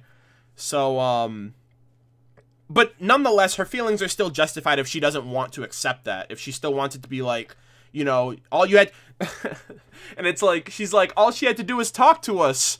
You know, no one would have blamed her if she just told us what's going on. But then it's like, you could have just talked to your teammates instead of steaming off and running off and getting upset, you know? So, it just seemed like things could have been handled a little bit, like, I don't know. I guess that was just one thing that I just felt really bothered by, is the approach and how Yang didn't really come to a lot of those conclusions herself. Yeah, and someone in the chat just mentioned, Lycon Zero, logic and emotions don't always go hand in hand, Arnold. I understand that, but I can understand if Yang is not willing to think about that, like, immediately after what happened to her, or even a few months after that what happened to her. But, you know, to the point where now she seems like she has a very cool, calm, and collected head on her shoulders. She's dealing with PTSD, but the initial trauma has passed, right? You know, her arm's gone. She was back home. She was in her mopey stage, and, you know, her dad was giving her a lot of pep talks and, you know, talking to her and helping her get her mind state right. So I feel like the emotional aspect should pass, at least enough to where you can actually assess the situation and be like, why did you leave Blake? Or like, why would Blake leave? And put the pieces together. So I feel like initially I can understand why she didn't come to that conclusion, but in the latter half of things, like by this point, I feel like it should have been a little bit more clear. Abandonment issues. That's true. And again, I can't really relate in her situation. In some aspects I can. But that was just the initial thing that I felt a little off by, because I was like, we got all of this initial information, you know, it shouldn't have been too bad for her to imply that Blake would never blame you guys, she would blame herself, right? And she does blame herself, and it took Sun talking to her to really reflect, like, hey, you have a choice, but your friends have a choice. You can't make their choices for them. If they want to fight for you, that's on them. All you can do is support them. Just like how Weiss said here, like, you know, even if she's gone, we have to be there for her when she's ready to talk about it, when she's ready to, when she's ready to come back. And I just loved this moment towards the end too. It mainly from Weiss's perspective too, just because, like I said, she's been like a drastically different person. I also liked this scene here too. because RWBY comes back in and she's like, is everything okay? And they're like, yeah, everything's fine. And I kind of took that as, is it safe to come in yet? Because Yang's like super hot-headed and, you know, emotional and whatnot. So it kind of felt like Yang, RWBY was like testing the waters a bit. So glad it's Weiss backing up Blake's case for her own. Yeah, exactly. Comes back around full circle just because like Weiss and Blake had the biggest conflict in Volume 1 because you had Weiss, who was kind of the embodiment of the Atlas persona, and then you had Blake, who was basically a Faunus, who was discriminated by probably by Atlas and, you know, people in general. So those two budding conflicts were something that I'm really happy that them two are willing to squash any beef just for the sake of, like, it's not everybody, and Weiss is changing as a person and has become a lot more supportive of a teammate, you know, like I said, a person in general who cares about others, puts others before herself, sees all of her teammates as personal family aside from her sister and her mom, you know, because her dad and her brother can fuck off. So so yeah, I just really love this moment overall. Like, it was just a great moment of support, and I love how Weiss even says, she's like, and I know we're not as close. She's like, I know we aren't as close, and it's like, I could have told you. I'm glad they said that, because I feel like we're supposed to imply that all of these characters are just so buddy-buddy with each other off screen. I guess it's still just part of Yang's personality to not think everything through. Yeah, I guess. She might be more thoughtful in battle now. Yeah. But she seems to take emotional stuff at face value and focuses on her own feelings first. Yeah, I can understand that. I mean, calm down. Oh my gosh. I will reflect on that in 1 second. I think it's because Yang never had anyone there for personally. She's the mother of the group. Yeah.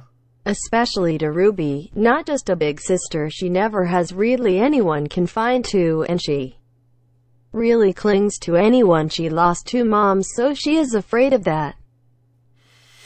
I can understand those 2 points. I think, like, for the Yang situation, like, it's in her personality. It's not like Yang's just gonna change and be a completely different person at this point. I think, like, I do feel like it's more apparent, like, okay, you have to have your mind in check when it comes to combat, because that's a life or death situation. But in terms of how she processes information, how she talks about things, expresses herself, takes in other people's, you know, perspectives, point of views, comments, opinions, whatever, I can see it. I can see it in that regard of why, you know, certain situations that come off as a bit more emotional, right? Because she's like, don't tell me to calm down. Because it's like, you don't want to censor how someone feels. If they're feeling pissed off, let them be pissed off. Don't tell them to calm down. Just because it kind of tends to make things worse, especially when it comes to your emotions. So, let's see. That was a steamy situation. Oh gosh.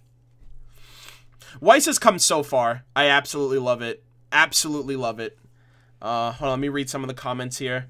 Shout out to the crewbie that zoom in. Wait, shout out to the crew. Hold on. Oh, hold on. I can't even read that whole comment. Give me 1 second. Shout out to the crewbie that zoom in from the outside into the room. That was awesome. That could not have been done in movies or television. Also, F you, Papa Schnee. Yeah, like that shot of it coming in from the camera. You know what's another good shot that really can't be replicated? Oh, hold on a second. How's the quality right now? I just dipped a little bit. I spiked.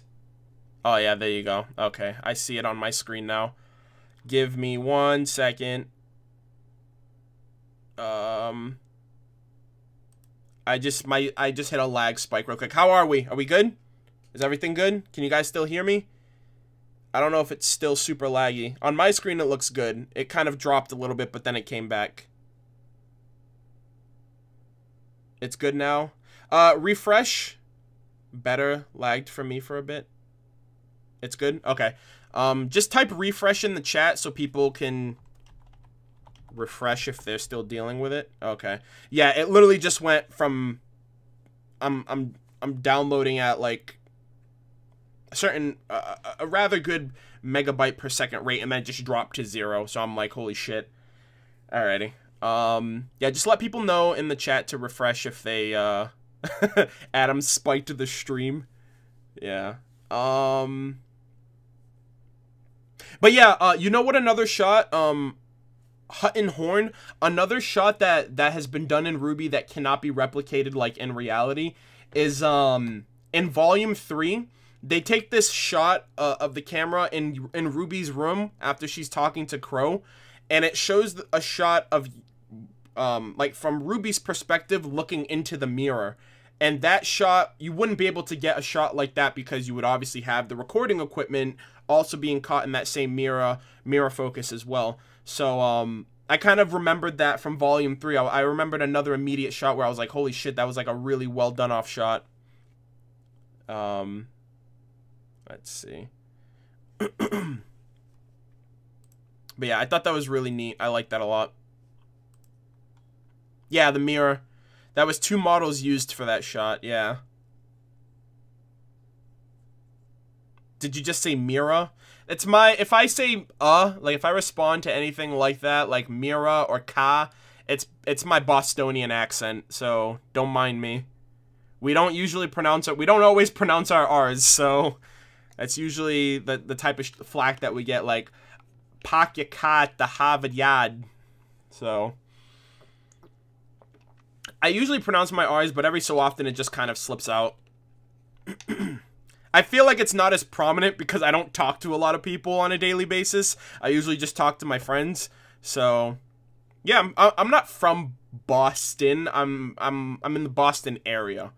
So I live about 40 minutes from Boston, but I have family in Boston. I kind of frequent Boston every so often, but I guess Boston's the closest place of noteworthiness, like a capital city, basically. So yeah, Calm down. I'm sorry. We're not here for your money. Yeah, Boston accents. I'm glad we had this moment, but I really want someone to talk to John about Priya. He needs someone to release to. It's affecting him, and I kinda sad that RWBY noticed this, but haven't talked to John about his matters about it. Someone needs to notice it. I think that is something that hopefully is brought up, right? Like I initially mentioned that Ozpin, I feel like Ozpin and RWBY need a moment to discuss, to talk, and I think that Jean and Ozpin, or maybe even Jean and Weiss, right? Because I feel like so my initial headcanon that I thought was going to end up happening was, so like one of the big moments that happened in Volume 3, one of the last like moments of contact for these characters was Jean and Weiss, right? Weiss was the last person that Jean talked to before the tower fell, and he was the one that said, hey, you guys need to stop Pyrrha. She's going up against Cinder. She doesn't stand a chance. Please, you have to save her. He basically put like all of his hope and faith that Weiss and them would save Pyrrha. And she responds, she even says, she's like, we will, right? And then come to find out, the school's destroyed, the tower is destroyed, your teammates killed, and the enemy makes it out, the enemy gets away.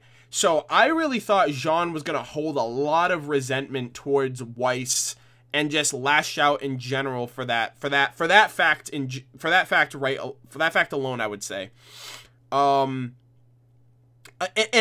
then they see each other again, like in the last chapter, and there are some moments that I feel like Jean is gonna go through with it, right? Like when Ozpin basically said, I turned them into birds, and he was like Nora was like, oh, now you're just messing with us, and he responds with, what else is new?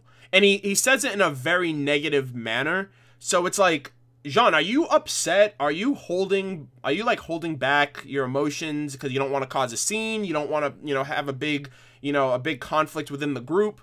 I still, and then on top of that, he was kind of basically like shut down by Crow last volume, when he was basically saying all this stuff like, you guys forced the maiden powers on Pyrrha, you made her a target, that's why she's dead, and Crow's basically like, nope, she made a choice. We told her the situation. She chose. That's how things planned out. And he never really got any closure for that. It was just basically, no, you're wrong, kid. I know the real story. Let's put all of that to the side. So I don't know. I want there to be more. I want more to be there for Jean. I want that to be expressed. I want that to be explored. I don't know when that's going to be. I don't know how that's going to be. I think maybe Ozpin and Oscar need to just have a moment where it's just them two. Nobody else is around. Almost kind of like Oscar and RWBY last chapter. I really wish it was Ozpin that was, not last chapter, but a few chapters ago. I really wish that it was Ozpin that was talking to RWBY and not Oscar. Just for the sake that I was hoping that he would talk to her about something like deeper, like her silver eyes or her mom or something like that. And I'm still holding out for, clarification or mentions in that regard. But I really do feel like it has to come from Ozpin, because all the headmasters and everyone answers to him. So even if he wants to lash out at Oscar, at Crow, he really has to take it to Ozpin's front door, in terms of talking about all of that. So let's see.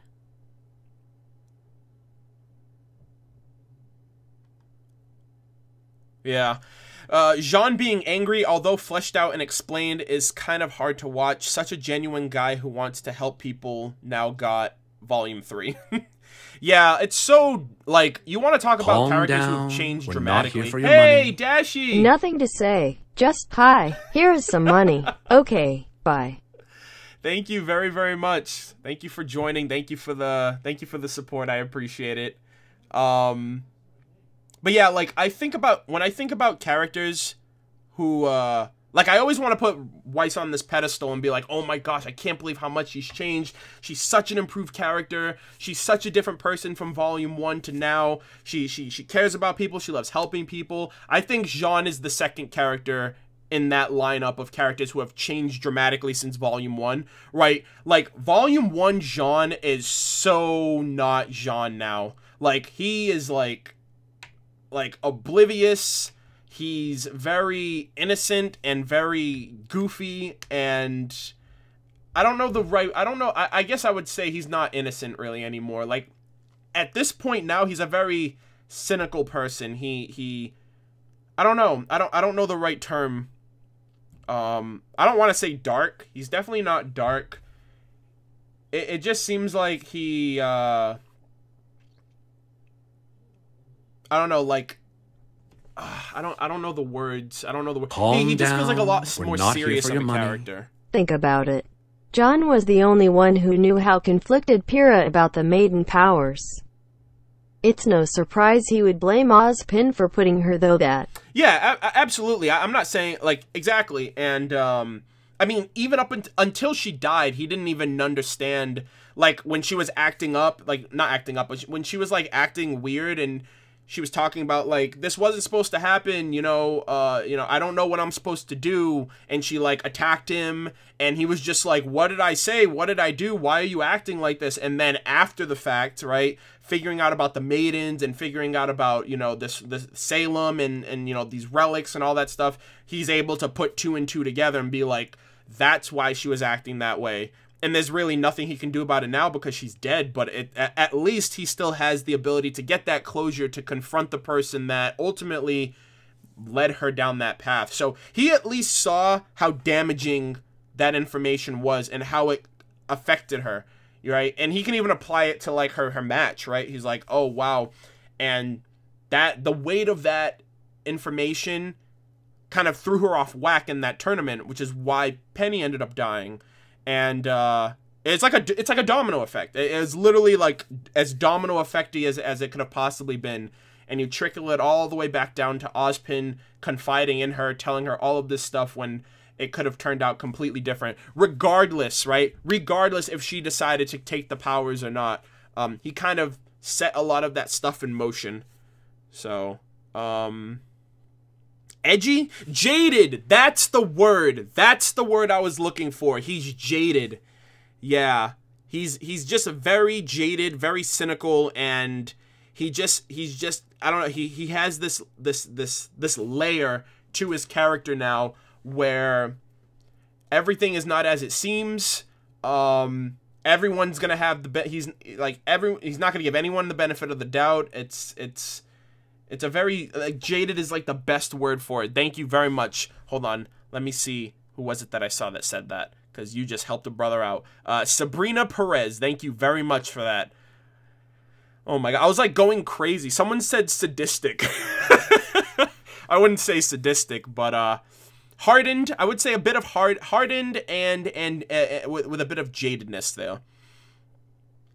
Pessimistic would be up in there. Would be up there as well. Yeah, which is again why I feel it felt a little odd that Jean was just so in the moment last chapter, like laughing and having a good time. I guess Yang was the same way too, but then she breaks, like, she doesn't break down, but she goes down this emotional rabbit hole. I would like to see Ren and Nora talk to John about it. We haven't seen them talk. Yeah. A core part of their team gone. I'm surprised we haven't seen them talk about it. I really don't want John to burn from the inside. He wanted to be a hero who saves his friend. Yeah. It's, at this point, it's really all based on how Rooster Teeth plays their cards in terms of giving us those moments, right? I wouldn't doubt that they talked about Pyrrha in the 6 to 8 months since from volume 3 to volume 4, during their weekly travels, from volume 4 to volume 5, traveling to Mistral. They clearly they had to talk about Pyrrha. It's like impossible not to. So, and if they didn't, like, I refuse to believe that they didn't have any type of conversation about, whether it was how they were feeling or whether it was, I would assume it's like, that's their driving force, right? It's like, you lost your teammates, you have to see this through to the end. So, I don't know. I don't know if we'll even ever get that, which is, and I know there are some people out there who feel like Pyrrha is becoming a bit of a set piece when it comes to a lot of things happening, right? Like volume 4, obviously volume 3, her death, volume 4 with chapter 2 of, the recording, and how Pyrrha is basically a setup for Jean's development and his character growth and all that stuff. And then volume 5, Penny and Pyrrha with RWBY talking about how all of that happened. So I don't really know how much more they can really kind of go back to that. I still am hoping, and I'm just hoping that Ozpin talks to the people that he needs to talk to, and he doesn't have to, like, answer to anything. If they confront him on it, that's where it's like, you're on your own now, buddy. But I don't know, just confide in them. They know you're there. You know what happened to these students. They know what happened. They know the setup. They know how it happened. So I feel like Ozpin does still, to an extent, has to answer to that. I've just got to say, Nice Weiss may have struck twice in this chapter. But she'll always have some ice with her BFF. Sorry, I came in late. I have no idea what that means, but I'm assuming you just mean that Weiss is always nice to RWBY. Calm down. I got a little lost in the sauce on that. Thank you very much for that. I don't John is hardened yet. If he was hardened, then we would have the resolution of this phase he's in. We're still waiting for him to make a decision about what he plans to do for this loss. But the plot won't let him stew in his bitterness for long. Yeah. I can understand that side of the argument as well.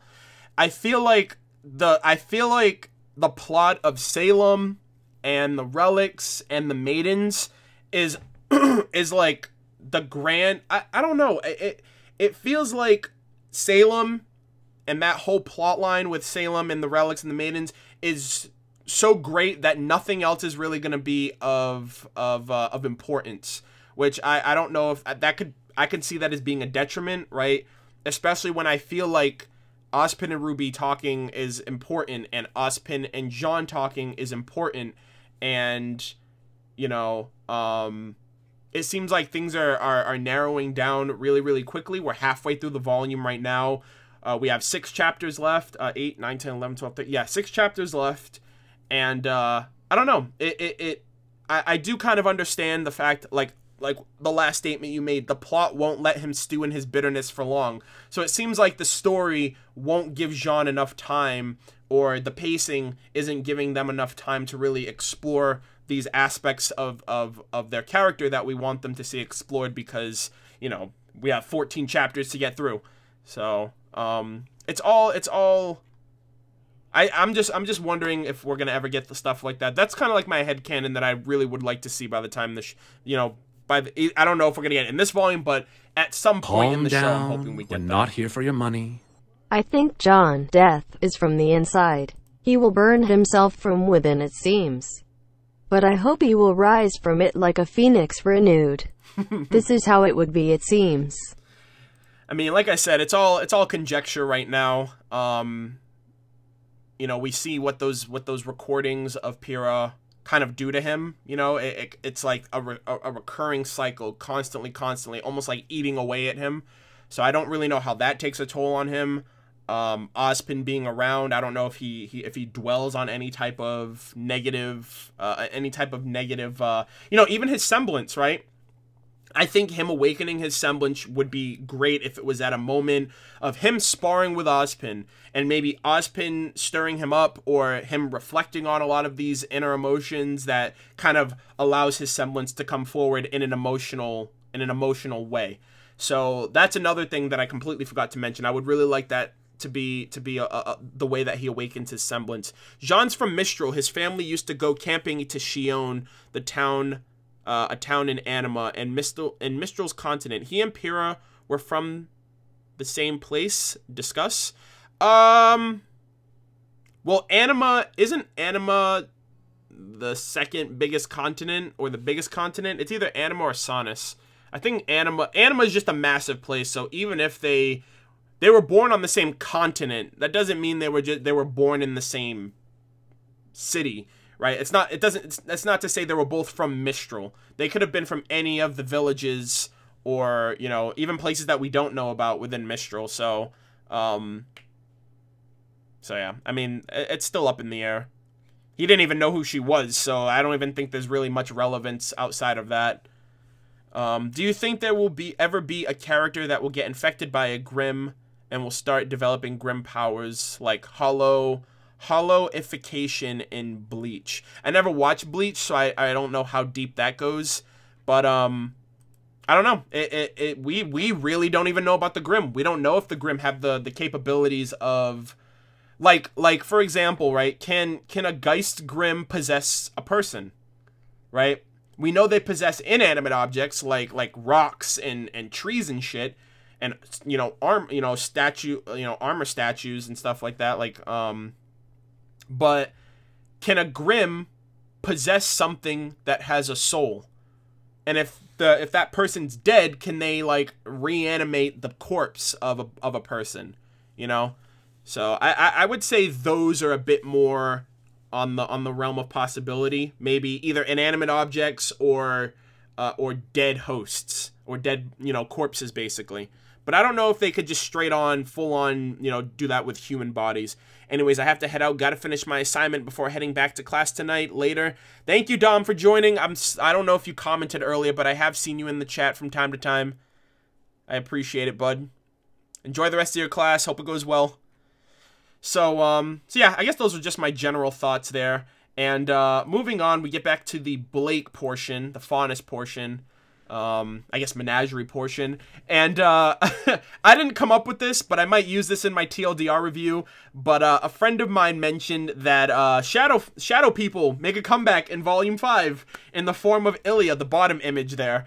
Ilya basically brings back shadow people who we haven't seen since Volume 1. Which, I don't know. I think I have a cool idea for how I want that joke to go about for the shadow people for this moment right here. Which I might take a page out of RWBY Chibi, because there is a skit where they poke fun at Volume 1 for the shadow people that they used there. But yeah, Ilya, chameleon trait, so freaking cool. I think it's so awesome how she can just literally change any color, like pitch black. And obviously based on her emotions, not just on her emotions, but on her surroundings as well. I think that's really, really cool. Shadow people were Faunus the entire time. Yeah, I think that's a really neat characteristic that she has as a Faunus. Like, blend in straight up with the black, like, pitch black night background. I am the shadow. I am a shadow, the true self. Oh, boy. Yeah, so... Oh, boy.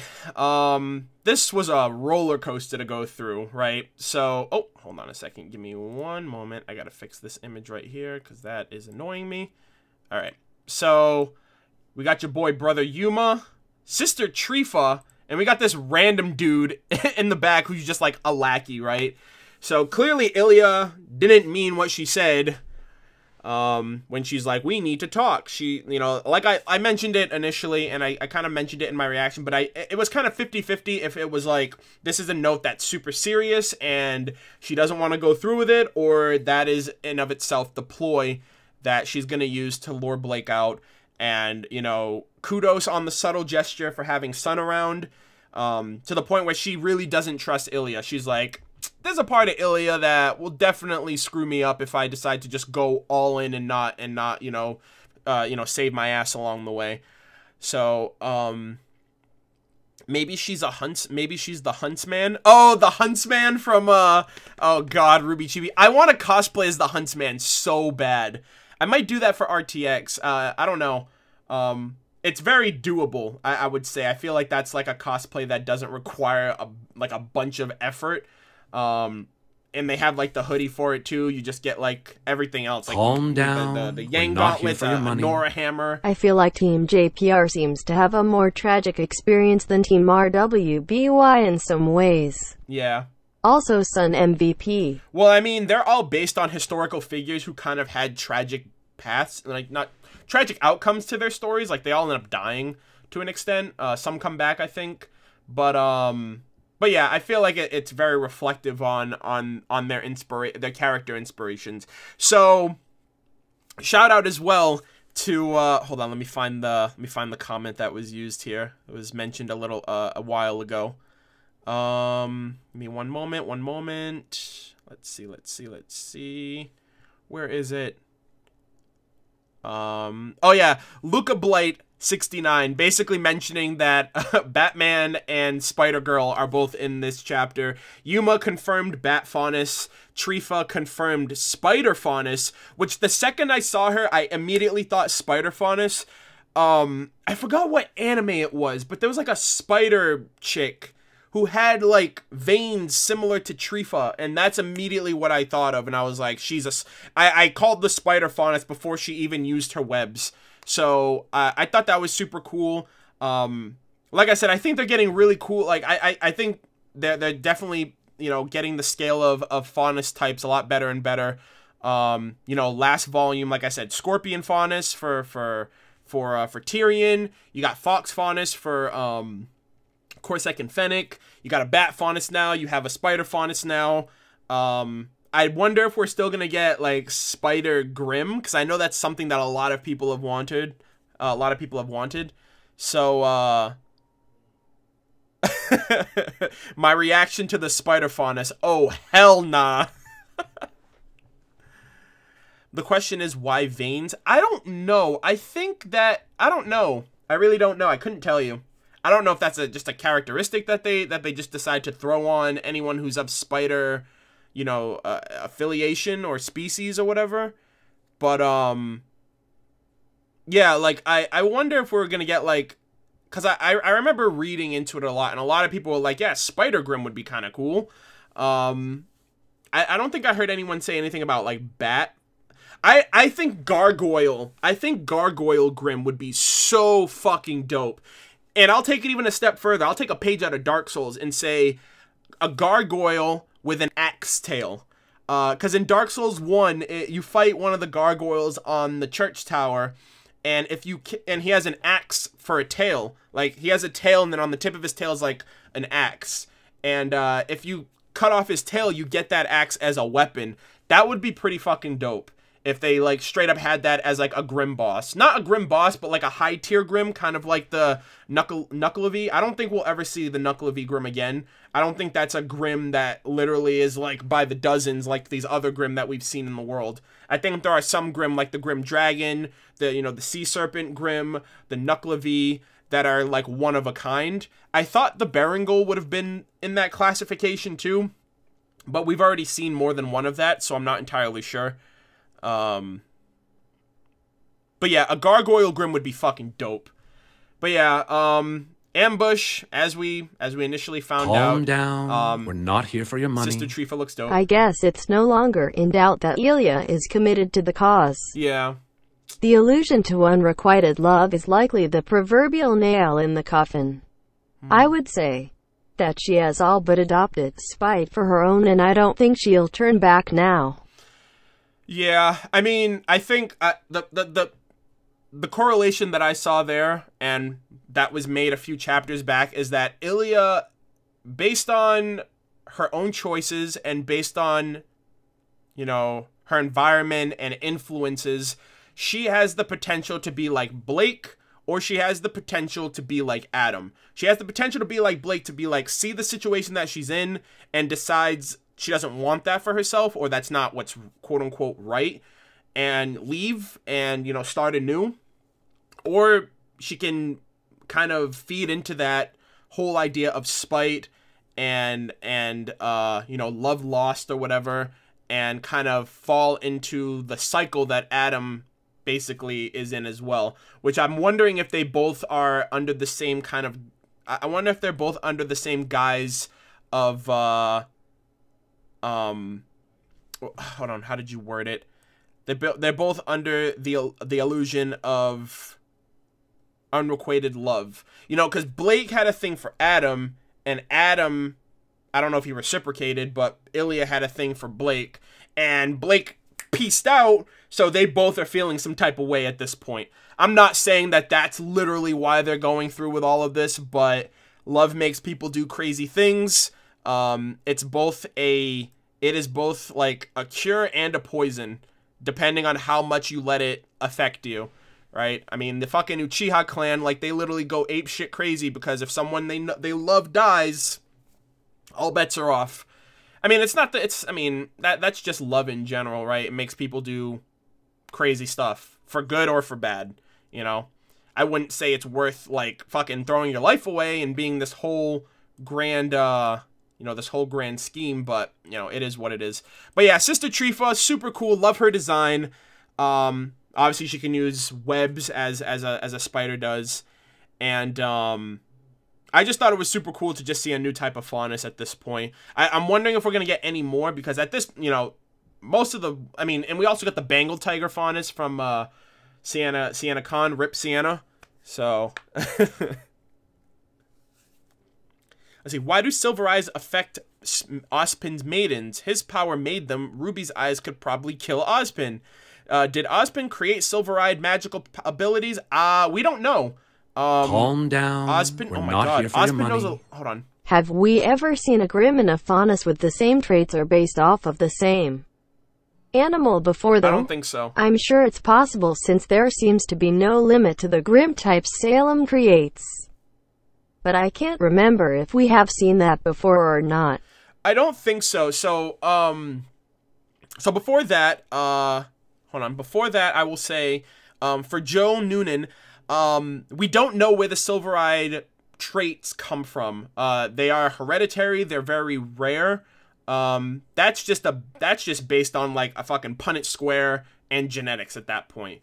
It's clearly a recessive trait. Not a lot of people have it. The only characters that we know of that possess silver eyes was RWBY and Summer. And at this point, Ozpin knows so much about the world. I feel like every known fairy tale, Ozpin has a hand in that, in its lore, or in its origins. We're to not an here extent. for your money. It's awesome that they've basically confirmed any type of animal can be used as a Faunus. Yeah, I thought that's pretty cool. After confirming mammals, reptilians, and arachnids, insectoids. I'm really stoked to see if they confirm avians. Yeah, the bird Faunus. Well, I mean, like, just throw on a pair of wings or like a bird beak or something. Well, I think a pair of wings would be a lot better than a bird beak. But I mean, yeah, it's possible. I mean, for the Faunus and Grim types, I don't think we've ever seen. So I guess we can go based on the Grim because there's a limited quantity of Grim. So we have a bear Grim, we have a wolf Grim, we have a pig Grim or boar, if you want to get technical. We have what else do we have? We have a bird Grim. We have the Nevermores. We have a scorpion. Well, yeah, there you go, scorpion. You have Tyrion. Tyrion's a scorpion Faunus, and the Deathstalker is literally a giant scorpion. So, I think that answers your question. I think that answers your question, Lola. And I thought of that too. I was like, I'm pretty sure I mentioned it when Tyrion was revealed as a scorpion, but I remember mentioning in Volume 4, I was like, I wonder, because this was back when we thought, like, some people thought that maybe Hazel could have been a Faunus, like a bear Faunus, because he's like this big burly man. I was like, I wonder if Salem bases her Grim off of Faunus. If, at the time, if Tyrion's a scorpion Faunus, and a lot of people had suspected that Hazel was a bear Faunus, that would be the Nevermore and the Ursa. So that would have been kind of cool. But as of right now, I don't know if it's expressed any further than that. We also have the Goliath Grim, which are elephant type Grim. Let's see. I don't know. Do we have elephant Faunus? I don't think I've ever seen an elephant Faunus. Yeah. Oh, a lion. I would love a lion Faunus, actually. Personally, I'd like a lion. I really wish that they made the headmaster for... I wish Leo Lionheart was a lion Faunus. I mean, Leo Lionheart might as well have made him one just because his name's Leo. He's based off the Cowardly Lion. It would have worked, but I feel like the headmaster for Vacuo is a Faunus, so we just have to wait and see in that regard. No, I'm saying Goliaths are elephant. I'm sorry, I think I messed that up. I meant to say are they elephant Faunus, not elephant Grim, if that's what I said. My bad. Yeah, I know about the elephants. What if an ancient race of Faunus are discovered and they are based on dinosaurs or ancient mammals? I think that's more along the realms of, like, once you get into, like, the extinct characteristics and the mythological side of creatures, I think those are better suited for Grim than Faunus.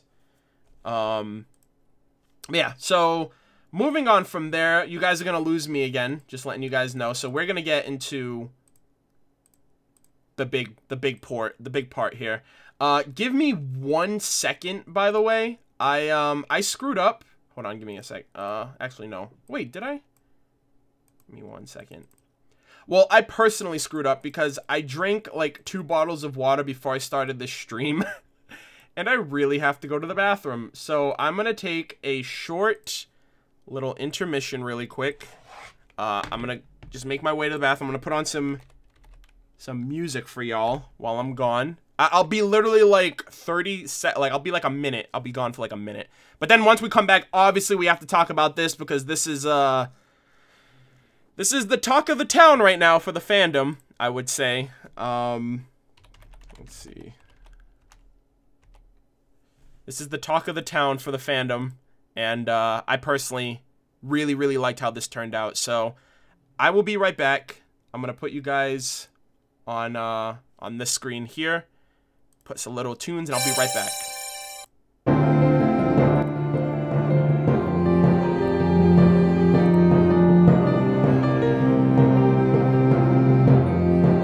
And yes, I'll wash my hands.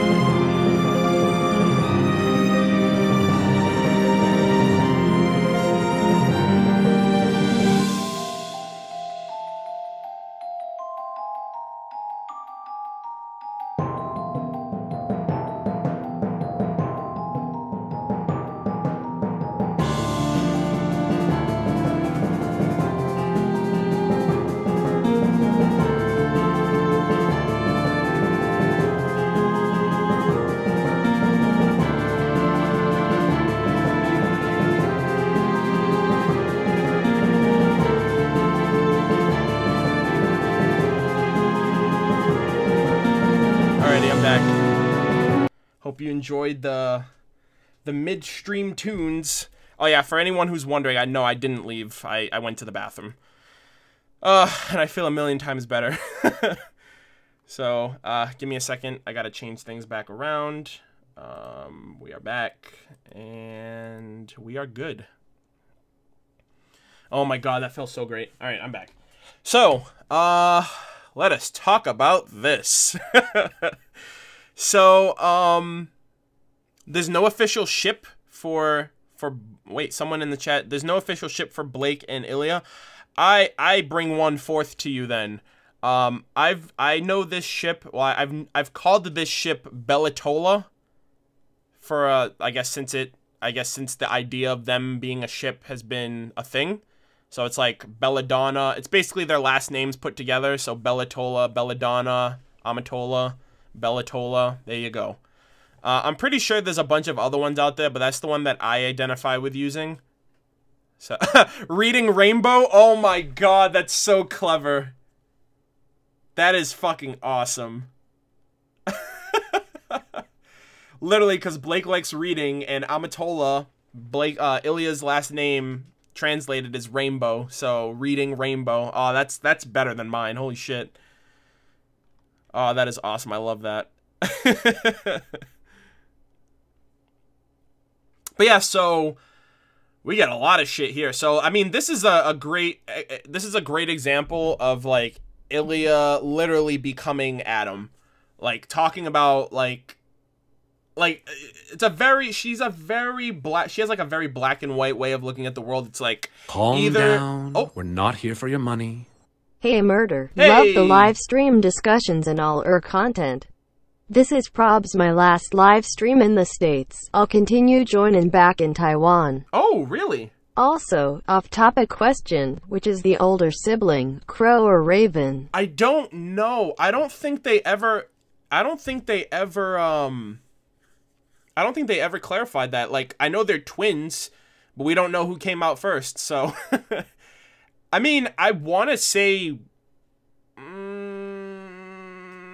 if I were to guess who's old, I know they're twins, but one of them has to be technically older. Like, unless they both came out at the exact same time. It's all about timing. So, I know twins that are like, oh, I'm a minute older than my twin because they were both born on the same day, roughly the same time. I want to say Raven is older. I mean, I have nothing to base that on other than the fact of she seems a little bit more hardened than her brother is, and I don't know, like, she leads the tribe and all that other stuff, so I don't know. Maybe it's just because she's in like a very authoritative position of power for her situation, and I feel like subconsciously that leads me to be like, oh yeah, she seems like she'd be older, but it could very well be the fact that her brother's older. I don't know. It's up in the air. I'd love to. That'd be a great question for them to. That'd be a great question to ask at like a panel or something, like who's the older sibling.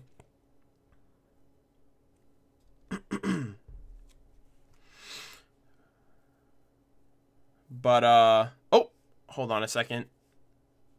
Oh dear. Okay, hold on. Oh man. Hold on, refresh. I don't know why. I think my roommate might be streaming. Right now. Let's see. Oh yeah, hold on a sec. Alright, let's try this again. Are we back? Are we back?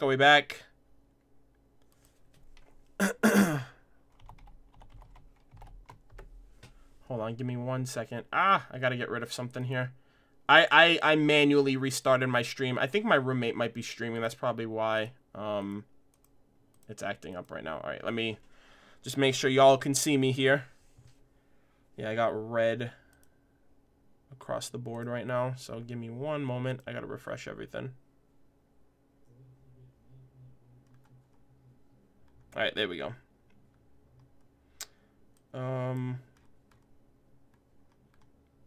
Yeah, my roommate, I think, is streaming, so we're kind of straining our internet at the moment. My Blake and Ilya ship is called Blackheart because Ilya's voice actor is Lucy Hartfilia in Fairy Tale. That's kind of like, you're kind of taking it to like another fandom at that point. Man, to each his own. Tell your roommate to GTFO. Hey, he pays half of the rent, so I mean, he can do what he wants. And these are usually supposed to be done on Tuesdays, so in a way, I duped myself into this scenario. Hey, I just got hit. How are you, Arnold? What have I missed? We are probably on this, we're probably 2/3 done with the chapter at this point. We discussed a lot of the early points. We're about to talk about the Ilya and Blake moment. You know, when kind of Ilya reveals her feelings about Blake and all that jazz. So this is the part we're at right now. I just had to refresh my stream briefly because I lost connection for a moment. So let's see.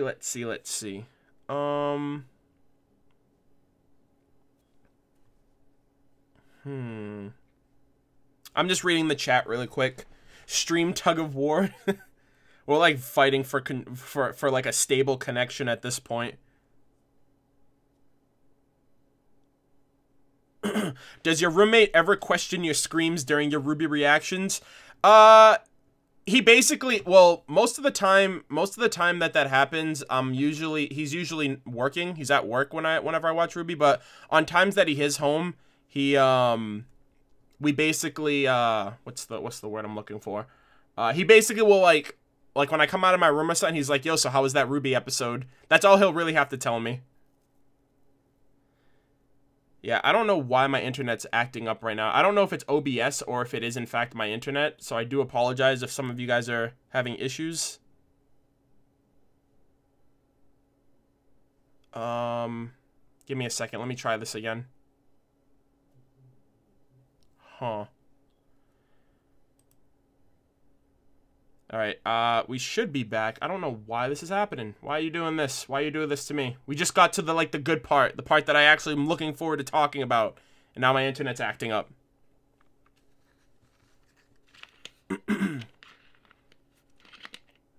Nani? Omae wa mo shinderu. Anyways, I'll try to make it through the rest of this stream at this point. Because I literally feel like I have to just make it through this before my internet completely blows up. Pray for net neutrality. Oh god, and that's the worst time to be having this issue. You're all good for me. No offense, but if I was your roommate, I'd be annoyed. I'd be constantly annoyed. It's whatever. It's mutual. He understands that it's I'm just unrestrained when it comes to RWBY. I'm like that with anything. Like my friend Anthony, I was driving around with my friend Anthony, and this wasn't the recent news. This was back when it first got announced, I believe last year. But when Shonen Jump announced that the Hunter x Hunter manga would be coming back, I was in my car I was in the passenger seat with my friend Anthony, and I just started punching his roof of his car in excitement. I was slamming on the on the dashboard. I was so overwhelmed. I was just going crazy because we didn't know when it would be coming back. And granted, it went on hiatus shortly after, but the fact that it was coming back after being on hiatus for 2 years was just so overwhelming. And I just have to release all of that excitement in any way that I can. He was cool about it. He was honestly, I should have told you this when we got to your house, because he told me when we were in his car, and he didn't know he knew I was going to react, but he didn't realize it was going to be that big. No, it wasn't rush hour. He was bringing me to the post office, so it wasn't anything super severe or anything like that. It's not like I broke his I didn't break anything. I was being very respectful. I was just expressing myself. But yeah, so back on track. Hopefully my internet doesn't mess up at this point. But yeah, we kind of got the development of how things played out. Ilya seems like she's 90-10 at this point, 90% all in, 10% having second thoughts. And obviously her actions are clearly speaking louder than her I guess not her words, because it's not like she's ever said she's regretted, but her words are seemingly speaking a lot more than her actions, because she says one thing and then she does one thing, but then she instantly looks like she has regret. Like when she was like, you know, I don't like hurting people, but it gets us results. And then Blake's like, and look where it's gotten you. The expression on her face does not look like someone who is reveling in what she is doing, but looks more of like the face of, shit, I fucked up. You know, which is why I feel like, calm down. I don't know if it's too late At for this her. point, is it even a spoiler to say Ozpin is responsible for silver-eyed warriors? He seems to be the source of so much magic. Potentially. I mean, Silver-Eyed Warriors kind of goes into like genes and probability and traits. So I don't know if it's like, I don't know if it's like a strand of his magic that just went into, you know, a bloodline or whatever the case might be in that regard. But I wouldn't be surprised. I'll say that much. I wouldn't be surprised. I feel like Ilya is slipping and becoming more like Adam, but still has some Sienna in her. If she gets redeemed, could you see her and Blake co-leading the White Fang? I personally don't see Ilya surviving. Like, I see Ilya dying before the series is over, personally. I feel, I don't know, or Ilya will just literally get her hands completely dirty, and she might be the one to deal the killing blow to the Belladonnas or Gira, depending on how that ordeal is going to work itself out by the end. She's either going to be, like, all bark and no bite, or she's just going to get her hands, like, because I don't know, like, what has Ilya really done? You know what I mean? Like, has she killed anybody? Was she at the Fall of Beacon? You know what I mean? Like, I feel like she truly had, like, once she gets her hands dirty, that's literally the point of no return for her, in my opinion. So I don't know if, like, Adam literally kills people. So Adam is literally like, get fucked. You're literally like, there's no turning back for you. Ilya, I don't think so. I think Ilya still has that potential, but it's literally based on what she chooses. She hurt she hurt Sun, so she has the capabilities of I guess she has the capability to kill people. I mean, anyone does, but the potential is there for her. And at this this is like a very fever pitch moment. She's like, her and Yuma are heading back, and I think her and Yuma are going back to give support to Corsac and Fennec. And you have Gira. It's literally Gira at this point. Like, I understand he's got like his guards and his wife, but I really do feel like it's Gira versus Corsac and Fennec, which will eventually then be Yuma and Ilya, and it just seems like too much at that point. So, but yeah, like we learn at this point right here, she even says, you know, what snuffs out hate, fear, and she's literally like, right now she's like a spitting image of Adam, and then we kind of get the reveal that she loved Blake, like, romantically, but Blake was too busy following Adam to where she never really noticed Ilya. I don't know if she meant that, like, I've always been like this. I've always been this type of person who, you know, forcefully wanted results for the White Fang and for our cause, but you never noticed me because you were too busy noticing Adam. I don't know if she meant it like that, or if that was just like her being like, well, you would have noticed the real me if you were actually interested in me. So yeah, and then she even says, but we both can't get what we want, which that reminded me of Adam in Volume 3, when Blake was like, I didn't want this, I wanted equality, I wanted peace, and then he says, what you want is impossible. So yeah, so I just feel like it's, and the potential is there too for it to come out like good, but at the same time bad. My internet's acting up crazy right now. I do apologize. And this is like the good part of the stream too. Hold on, let me take out these two here. Yeah, I don't know why. It's literally today. I don't know. My roommate might be streaming. Not entirely sure. I would say try to refresh right now. Oh, the stream's okay? All right. But yeah, so Ilya is potentially the first LGBT character in the show, and I'm gonna be walking on eggshells right now because I know there's a lot of people in the fandom. There are more people that are upset than there are people I personally feel that are accepting and or happy about this, right? Like LGBT representation, and I use representation in air quotes, has been a question, has been something that a lot of people who've watched RWBY have wanted for a long time. The question was raised very early during in RWBY's life cycle, in the cycle of the show. And from what I've been told, or from what I've actually seen or have heard, a lot of people feel like Ilya.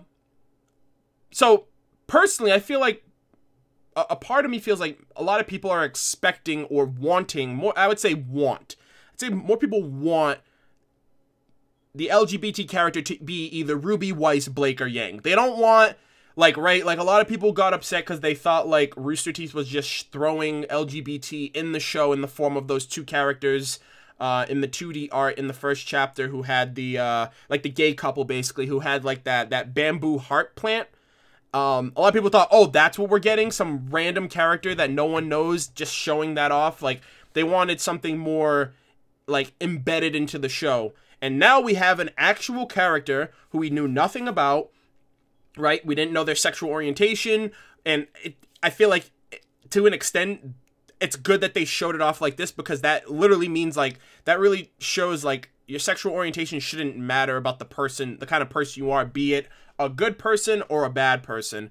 And I feel like one post that I had read was someone was upset about the LGBT representation that Ilya portrays, that because Ilya is a bad person, that gives off the impression that LGBT community are bad people. And it's like, no, I feel like at the end of the day, that just shows that, you could be anything, right? You could be a good person or a bad person. It doesn't matter your sexual preference. It doesn't matter who you love or who you like or anything like that. So I felt like it was a very natural thing. In Chapter 7, Ozpin said his magic is finite. Could this mean all magic is finite? We don't know what all magic is. Ozpin is the source of that magic, so it seems like his power is everlasting. Like it just keeps transferring. It never dwindles.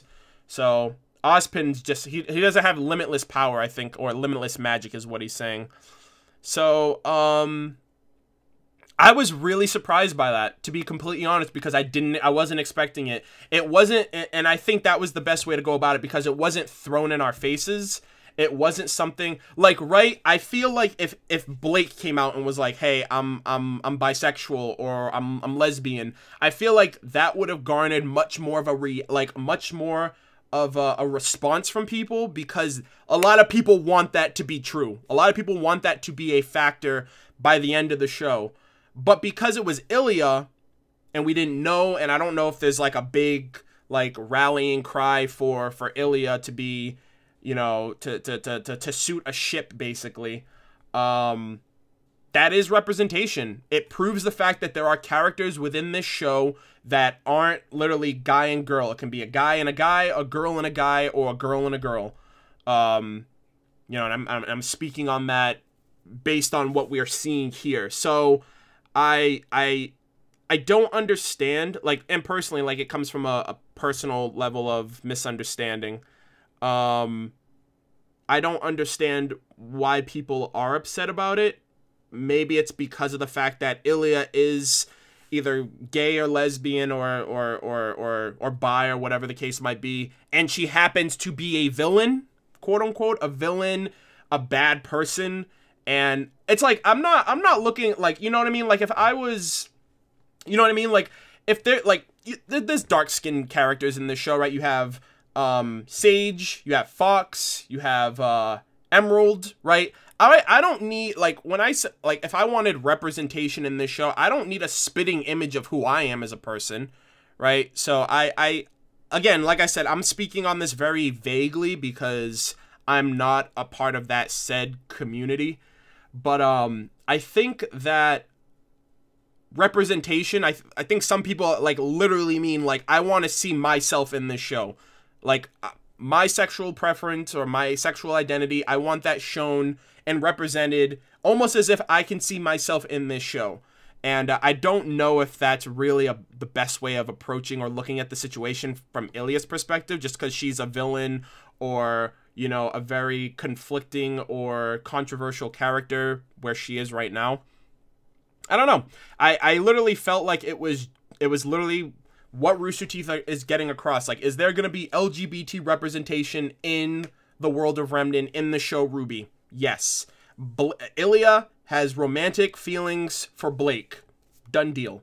I feel like they've addressed it. They've gotten their point across. There might be other characters down the line, but as of right now, Volume 5, Chapter 8, Ilya is one of those characters. So yeah, I mean, obviously I have to give my piece and my take on that because that is a polarizing topic among the fandom. There are some people who are very passionate about it. There are people that are indifferent. There are people that don't care. Personally, I really like that was a genuine response, like reaction to me. I was like, oh, what? Like I was genuinely like surprised to find that out about Ilya. Calm your tits, LGBT pushers. It was obvious setting up both Blake and Yang to be bisexual and have a relationship when they meet back up. Barb probably pushed it with Miles and Carrie. No, I wouldn't say that. Yeah, I wouldn't project or say that Barbara has any influence just because, like, Barbara is a voice actor.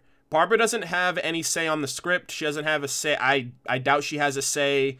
They don't even know what the story, like, where the story goes or anything like that. So I feel like a lot of people project that because Blake is played by Aaron and Yang is played by Barbara, that because they prefer or that they you know, they ship Bumblebee. Personally, it could be because of the fandom. It could be because those are their characters, but they don't have any say on the show at all. Like Barbara, like just because she voices Yang doesn't mean she's like, hey, I like Bumblebee, Miles, and Carrie, make that a thing. And they're like, okay, Barbara, because you're Yang, we will do it. Like, that's not how it, like, I feel like a lot of people think that that's how it works. That's literally not how it works. At most, the leisure at most that the voice actors have in the show are ad-libs. If it works for the scene or if it works for the voice delivery or anything like that. But no, that's definitely false. And I understand that could be set up for Blake and Yang, you know, for Bumblebee down the line when they meet back up. But at the same time, I would much rather not look into it until it's actually confirmed. Just because you're at that point, you really are setting yourself up for disappointment. If you're literally on your high, like if you're on a Bumblebee high horse and you're riding that ship to the very end, and like you just like every moment or every interaction or any, like, I feel like the Blake and like the Yang scene at the beginning drives that forward for a lot of Bumblebee shippers, and I feel like it's a bad thing to do, really, to hype yourself up, because then when you're disappointed, it's like the worst feeling in the world, right? It was like how I felt when I don't hype up anything. Like, I don't look forward to anything, really. That's why I'm a very what I see is what I get person. The one video game that hyped me up to the point where it destroyed me ever having like any set expectations, or not expectations, but like hype in general. There was this video game that came out a few years ago. It was called Brink, and it came out for the Xbox 360 and I believe the PS3. And the game was delivered as first-person shooting meets free running.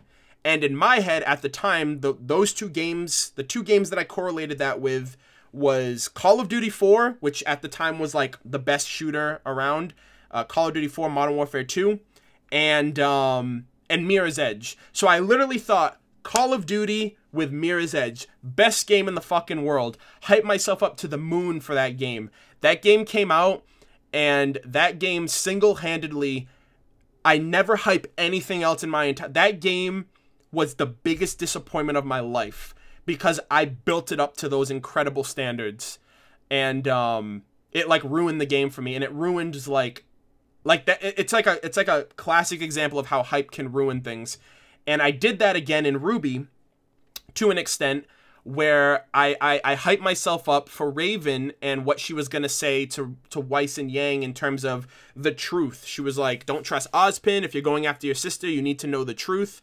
And I fed into that so much that when it was delivered, I was really let down.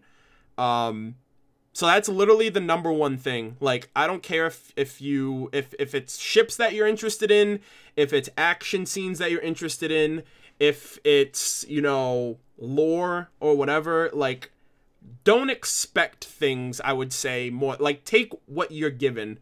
Because, like, it's the worst thing in the world is to be let down.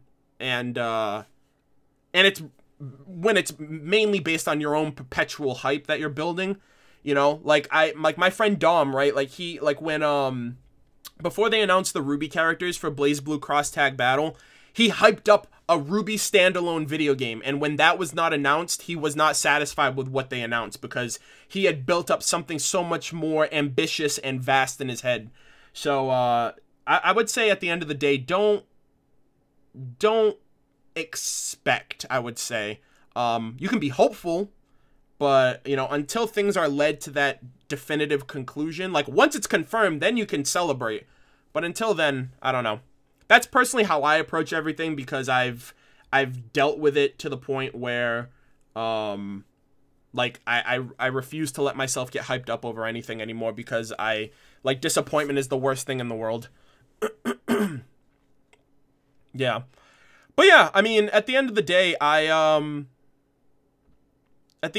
would say I was very pleased with that. I was pleased with knowing that someone like Ilya, it does, like just by knowing that about Ilya, it's like that's how insignificant it really is that Ilya is attracted to women, being a woman herself. It's like, if that's who you're attracted to, if that's who you fall for, if it's the person or if it's the sex or whatever, it shouldn't be like the defining factor of a character.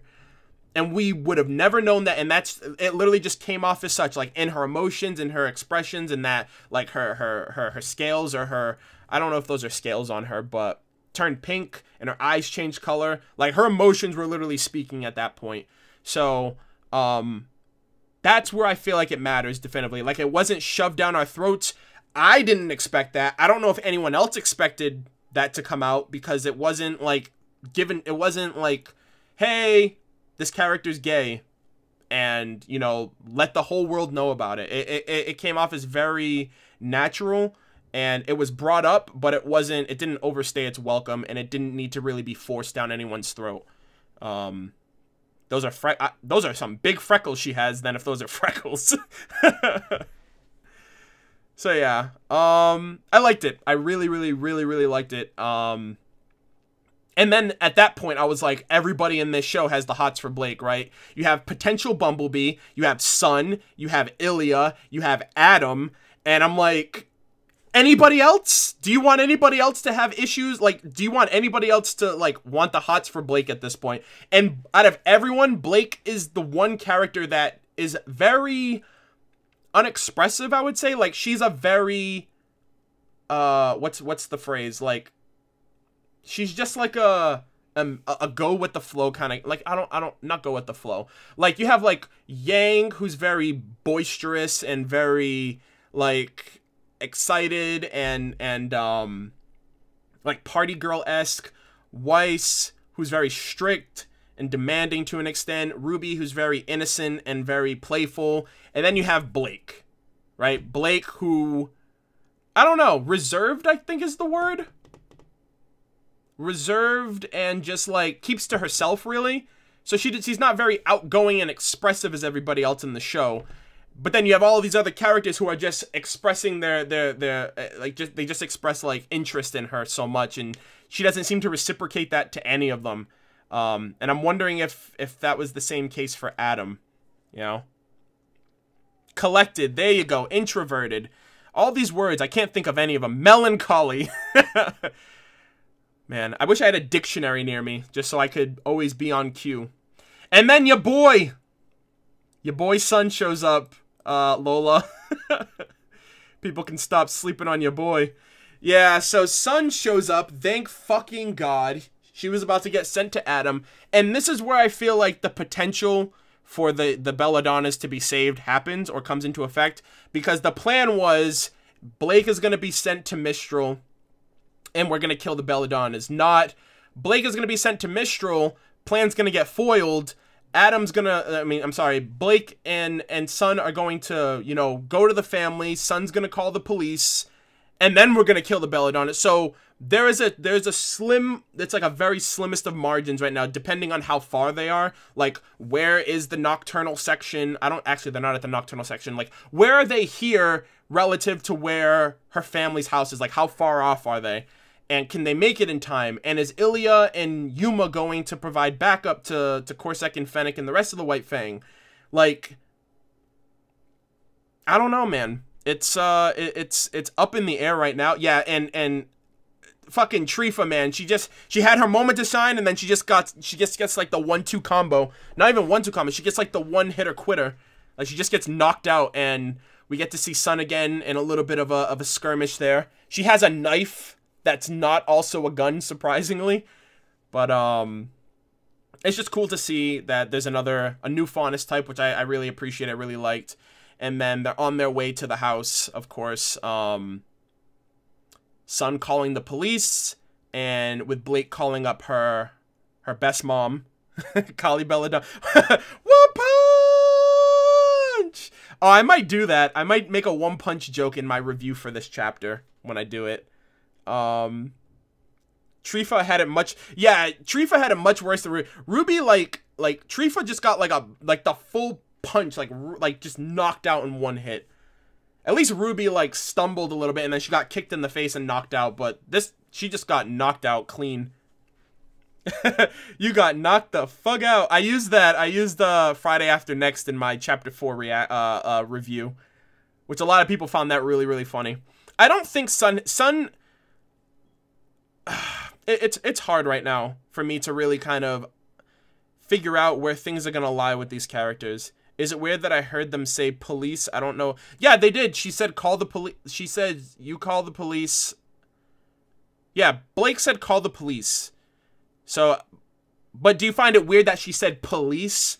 It's like, don't you have guards on Menagerie? Like, are there also police here? Like law enforcement?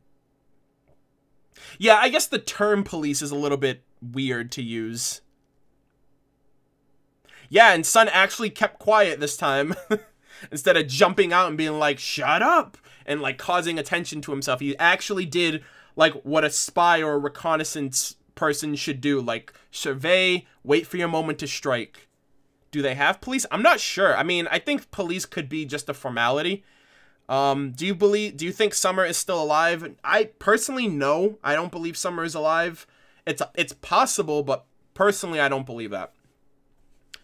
Blake trusted Sun. She didn't just decide to go alone. This has got to be the biggest bit of development for her. She finally truly trusted someone. Well, I mean, I don't think it was ever any doubt that she didn't trust Sun or Sun was untrustworthy. It's just the fact of, like, she doesn't really have anybody else to turn to in Menagerie. It's literally her and Sun that are, like, paired up and doing all of this stuff to try to make a difference. So, it just never came across to me that she wouldn't trust Sun. Even from the day that she met him, Sun is just, he's an honest, earnest person. He doesn't come off as someone that she shouldn't be able to trust or can't trust. So, no, Gira is based off of Bagheera, the Black Panther from the Jungle Book. So, Gira is based off of the Black Panther, which means he's most likely a Black Panther Faunus. So yeah, there's that. And let me clear this off. You guys are going to lose me for a bit. These are going to be 4 images for the last 2 scenes of the chapter. they start attacking like simultaneously. So like at the same time that Blake is getting ambushed, they're like, okay, let's kill two birds with one stone. Let's do one, and like instead of doing one and then the other, let's just take both of these on at the same time. Obviously, we got best mom Kali here, trying to protect her family, trying to protect her home. She's like, get the hell out of my house. You got a rabbit Faunus dude trying to protect her. He gets bodied. He gets like one shot, which is like, these guys have no resistance, clearly have no aura or anything like that. She's like, get the hell up out of my house. And a little tidbit, by the way. Kali is left-handed. If you look on the bottom right, she's actually holding the pistol with her left hand, which I'd assume that's her holding it in her more dominant hand than anything else. So I found that to be a little interesting. Like, we get a little personalized aspect of Kali. What I'm wondering for Kali, though, I'm wondering if she has, like, fighting prowess like her husband. Right? Like, Kali and Gira were both a part of the White Fang. Sure, her husband was the leader of the White Fang, which gives him a little bit more authority and, you know, and all that jazz. And him being a leader, clearly he has to be able to protect himself and, you know, his followers or, you know, his family and stuff like that. But I'm wondering if Kali has the same potential, especially as a mother. And especially as a cat Faunus, who's also a mother. Very, very, very protective. Cats are, like, super protective, especially of their family, to the point she's like, get out of my house. I can only imagine what she'd do to someone if they hurt her family, right? And the one thing I love the most about this is that they were thinking about each other at this point. Like, Kali was like, Gira, and then Gira was like, go protect my wife. So I love how much they cared about each other, especially in this moment. They're like, yo, they're trying to kill us right now. So, I really love that. And it just shows, like, the Belladonnas are, like, the best family in this show. And there's really I really don't see a grander reason to kill off the Belladonnas other than shock value. Like, personally, like, even from the show's perspective, like, we gotta kill the Belladonnas because they're hindering our progress. It's like, well, you're gonna kill everyone. At that point, then everyone's an enemy to you. Every Faunus who feels the same way. It's not just the Belladonnas, you're just using them as an example. But, like, it seems way too harsh that Blake has been dealt the hand that she's been dealt, right? Part of the White Fang. Calm down. Leaves the White Fang. We're not here for your money. Kali is a cougar who really only seems to want to play monkey in the middle with Blake. I'll take it. I guess. But yeah, I personally do feel like killing Blake's family is a little too harsh on Blake. Like, I feel like they just want to run Blake into the ground at this point. Like, to the point where, like, if you kill her parents, like, how is Blake going to recover from something like that? Right? Like, I really don't know how, after everything, right? She's still having to go through the trauma of everything that happened at the Fall of Beacon, being a part of the Fall of Beacon, you know, having a friend of hers lose her arm because of her, you know, her parents are being targeted because of her and because of Adam, and then to the point where it's like, now your parents are going to die because of you. I really feel like it's almost too much pressure that they're putting on Blake's character. And if her parents do die, then I can't see Blake recovering from that. There's so much on her plate that she hasn't even recovered. She's only recently started opening up to Sun, right? Opening up to Sun about her past and about wanting to help her friends and all that stuff. So, and then Blake's not the type of person to seek revenge, too. So even if her parents are killed, I can't picture Blake being like, yo, he killed my parents, now I'm going to kill him. Because, like, two wrongs don't make a right. And you're trying to take the White Fang back. You're not trying to make it worse than what it is. Or trying to drive that, you know, that stigma that all Faunus are just murderers and killers and stuff like that. So, at this point, I'm thinking one of two things. I'm thinking either I'm thinking either Ilya is going to, in the heat of the moment or whatever, realize her ways and try to stop what's happening, and she's gonna get killed or she's gonna get hurt.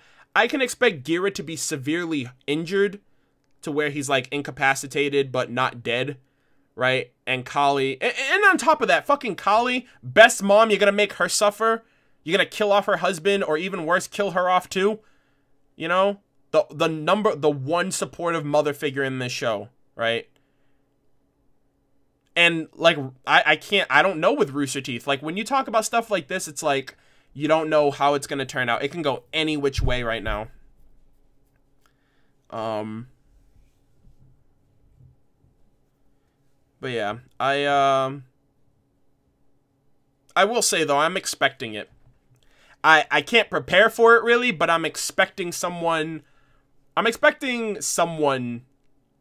to die or to get hurt, because they basically played it up a lot to the point where now, you know, you have these two awesome characters who seem to have been really fleshed out in the last 2 volumes. Like, they made us care about these characters so much in a short period of time that now that they're on the chopping block, it's very apparent that, like, it could potentially happen based on how much time we've spent in Menagerie, how much screen time they've had, you know, and everything, like how supportive they are as parents, how great they are as characters in their role of being Faunus and feeling like they need to make a difference for their species, and, you know, talking about their influence in the White Fang.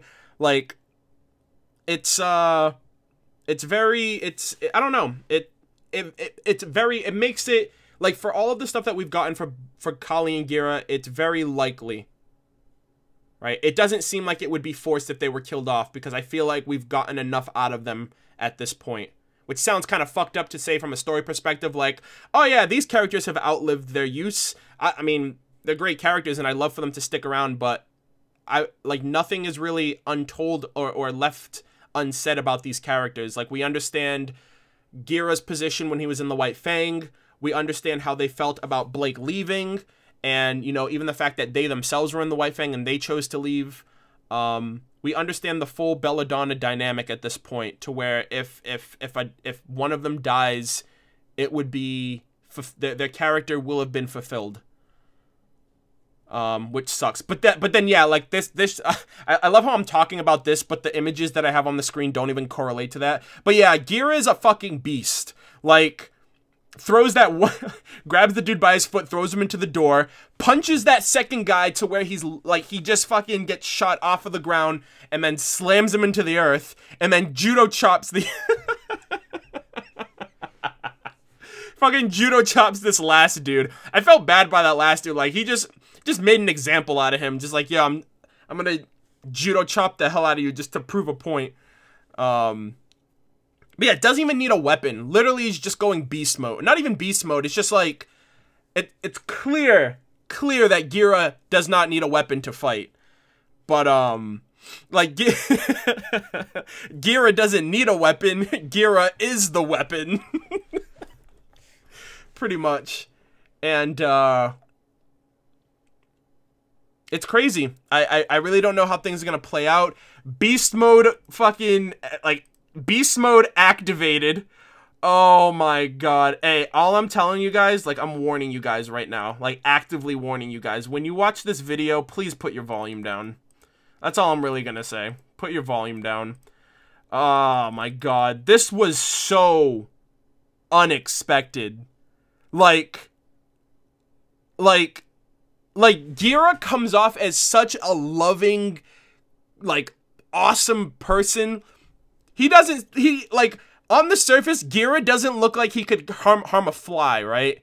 Based on how he's talked, based on just his expressions and everything, like, how, like, you know, he's like the typical dad who doesn't like the girl's boy, like, male friend and stuff like that, and he comes off as like a toughie when Kali was talking about, he was like, oh, I knew she was fine, and Kali was like, don't listen to him, he was pacing the whole time. Like, he seems like a gentle giant, really. And then he just goes full-on fucking beast mode. And, like, the biggest shock to me was that Corsac and Fennec can fight. Or rather, it appears that Corsac and Fennec can fight. And, I, like, I can't wait. I really hope they don't pull, oh man, if this weekend, they're like, hey, let's spend a whole episode on Raven's Bandit Camp and Team Ranger and not show Gira fucking put these two dudes into the earth, I will be so mad. I am going to be so upset if they leave us hanging for this scene, for this fight. Oh, man. But yeah, it seems like next week's going to be a very climactic chapter. I'm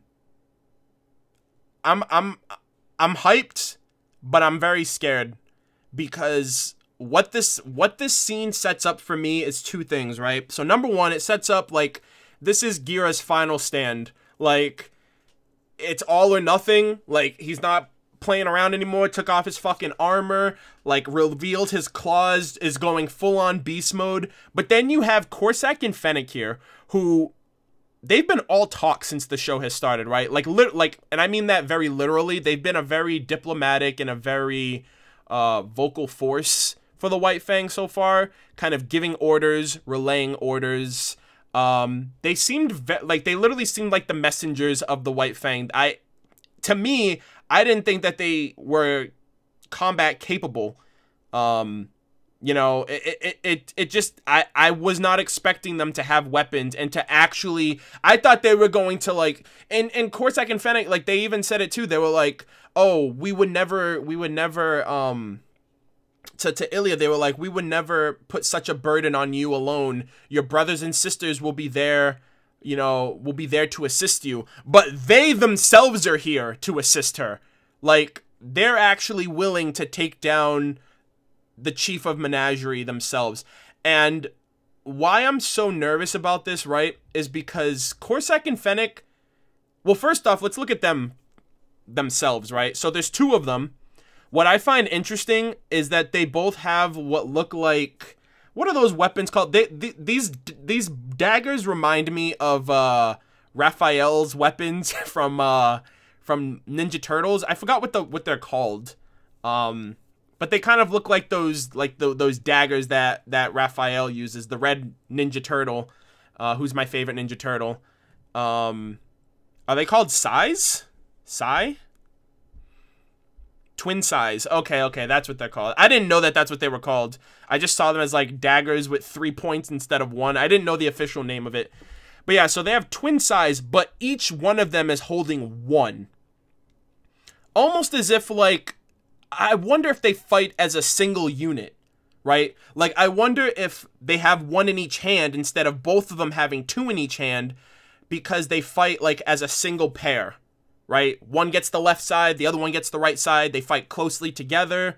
You know, they literally fight as a single unit. So I'm wondering if that's how they fight, based on the fact that they both only have 1, and they seem to be dust-infused.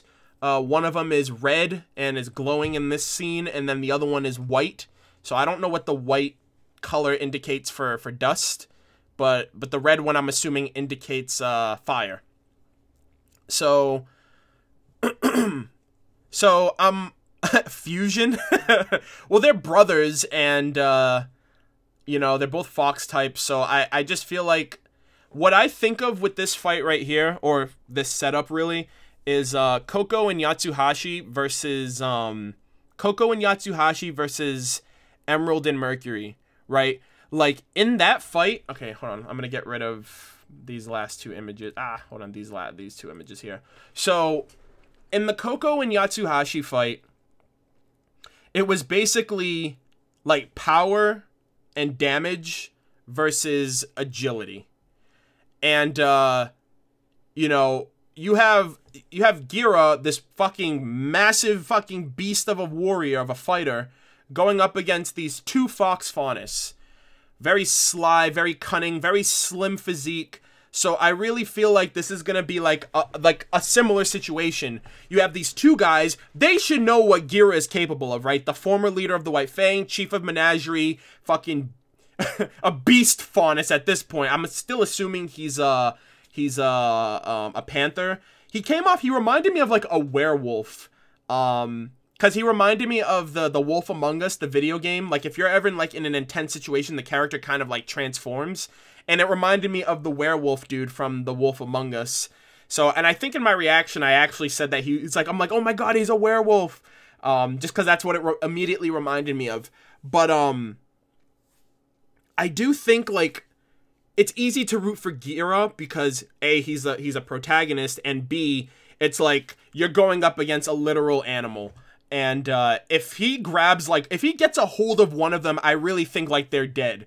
But I think what they're going to have on their side is, like, Gira is this big, muscular dude who's just going to have a lot of brute force on his side. And, you know, they're probably going to want to keep their distance, not get too close to him, stuff like that. And they're probably very quick on their feet, very agile, especially being Fox Faunus. And if they both fight in tandem, it's going to be hard for him to focus on one of them when they can easily be distracted, when he can easily be distracted by another. So I feel like it'll be very easy for them to overwhelm Gira if he can't, like, hone in on one of them, if he's too slow, if they're too fast, if their coordination is just on point, especially if Ilya and Yuma show up, and if there are any other Faunus here. I don't know if Kali is capable of fighting, right? Like, I don't think she's like him, but if she has any type of fighting prowess to at least go in and help him, especially if they're gonna die, I'd rather them go down swinging. So, yeah.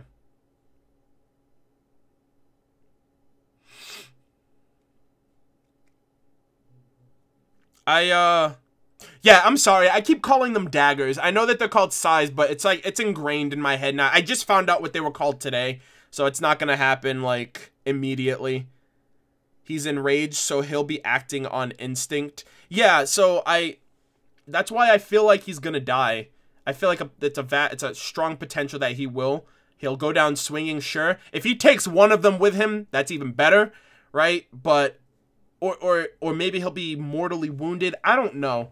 Like, Rooster Teeth sets it up so well to where you really can't predict the outcome of a fight. I mean, unless it's rigged like the Vital Festival. But I don't know. I'm very up in the air. I want him to make it out alive. If Blake and Sun show up, that'd be great if they could assist him too.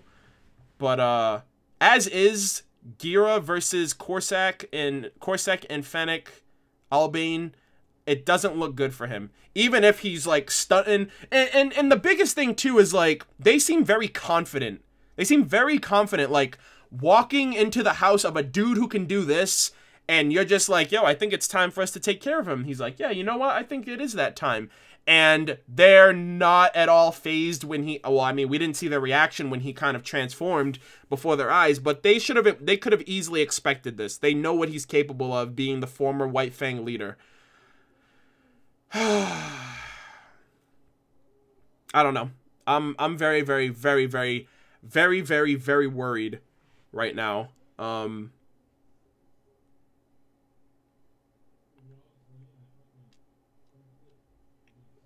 If Gira dies, watch Kali's reaction. Watching Kali's reaction is going to break me. Like, and that's the thing, too. Like, there's so much loss that comes from Gira dying. And I would fucking hate if the point, like, is if Gira's death inspires the people of Menagerie to be like, okay, now we'll help you. Because it's like, really, you had to have someone die for you to, like, do something. It sucks in that regard, and I feel like that's just, I don't want to say human nature, but in a way it is, right? Like, a lot of people don't really appreciate, like, it usually happens a lot with celebrities, right? When it's announced or kind of brought to light that a celebrity dies, that's when a lot of people, like, pay respects and, you know, reminisce and talk about a celebrity passing. But it's like, you'll never get that amount of reception when that person will never get that amount of that reception when they're alive. And it's kind of relative in that fact. Like, they'll see him as a martyr, but it sucks that it takes someone dying for other people to act. So, I don't know. If Sun, like, and there's so many variables, right? Like, Sun can save Gira, And that would be great for him because he can use like he can use the brownie points of saving Blake's dad to earn his respect. Blake can save him. Blake can jump in. But even if, right? Even if, like, Ilya and Yuma are still going to be around. So I feel like even if they do reach their house, they're gonna have to confront Ilya and Yuma before they can get to their to the Belladonna family. So I'm very nervous right now. And it's like anything can happen. Anything can happen at this point. And it's very worrisome because, like, character death is never something that, like, no one likes that shit, and these characters don't deserve it. It just sucks that this is, like, the world that the Faunus live in within their own kind, and, you know, that's how, like, radical organizations work. Like, they want to silence people, and, you know, they want to lead through fear and intimidation. And I'm just happy that fucking Gira's like, I'm not standing for any of that shit. And now he realizes, like, these guys have to go big or go home. It's like, if we don't kill Gira, A, we're dead, or B, our cause is lost. So that's another thing, too. It's like, this is, like, all or nothing for both sides. So, because the White Fang, they can't go back on their actions now, especially since the White Fang are actively, like, attacking this family. It's like, hey, we either make our message heard and kill this family, or we retreat and we have a bad name and a bad reputation in Menagerie now. So, but if one of them survives, right, it sucks that I gotta talk about this. It sucks that I gotta be like, if this character lives and this character dies, it's like,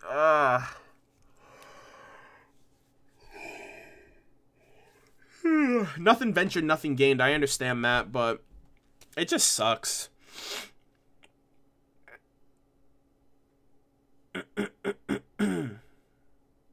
They're probably going to bribe Blake into going to Adam by threatening to kill her parents.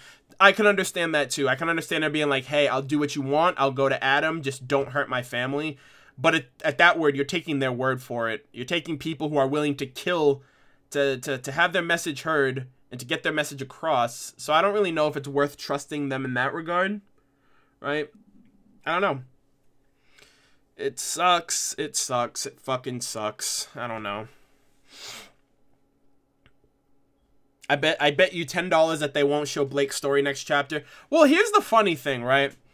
There are people that I know that have basically, like, talked shit about Blake's story since it started. They're like, I don't care about anything that happens in Menagerie. Blake's storyline is really boring and dumb, and I hate it. But they're looking forward to this fight now. And I'm like, where are your principles, dude? I thought you didn't care about this. Now that there's a fight scene, you care? But yeah, I personally feel like I don't know if they'll do that, right? Because that's like chapter 6 of volume 4, right? Like, that's like Tyrion showing up at the very end of the chapter, attacking Team Ranger, Crow stopping them, and then not getting the Crow versus Tyrion fight the next week. You know what I mean? Like, I feel like it's almost like you wouldn't, that would ultimately kill your momentum for like, everyone's looking. I don't mind if they show this fight last in the chapter, like they show this squabble, this struggle, this fight between Gira and the White Fang at the very end of the chapter. But it would be crazy for them to not show this fight next chapter.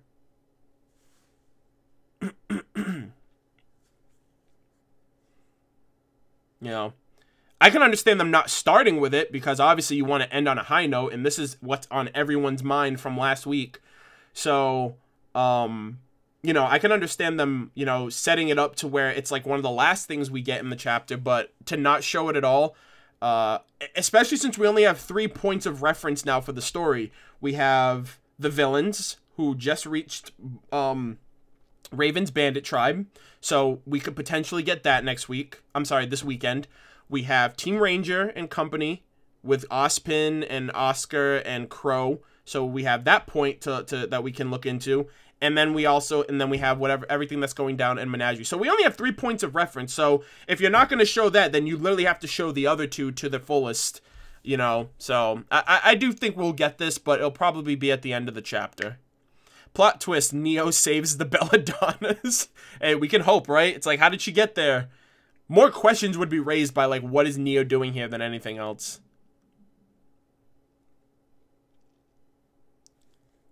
Oh, man.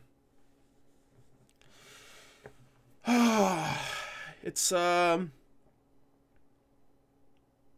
yeah, Spencer, I literally said that on Discord the other night. I was like, Gira was talking to Blake so much about, oh, you could use a little bit more armor and it wouldn't hurt you. And then he takes his armor off. I understand, like, it's more liberating. You have more, movement and, mobility and freedom, and you don't have to worry about anyone stepping on your jacket or anything.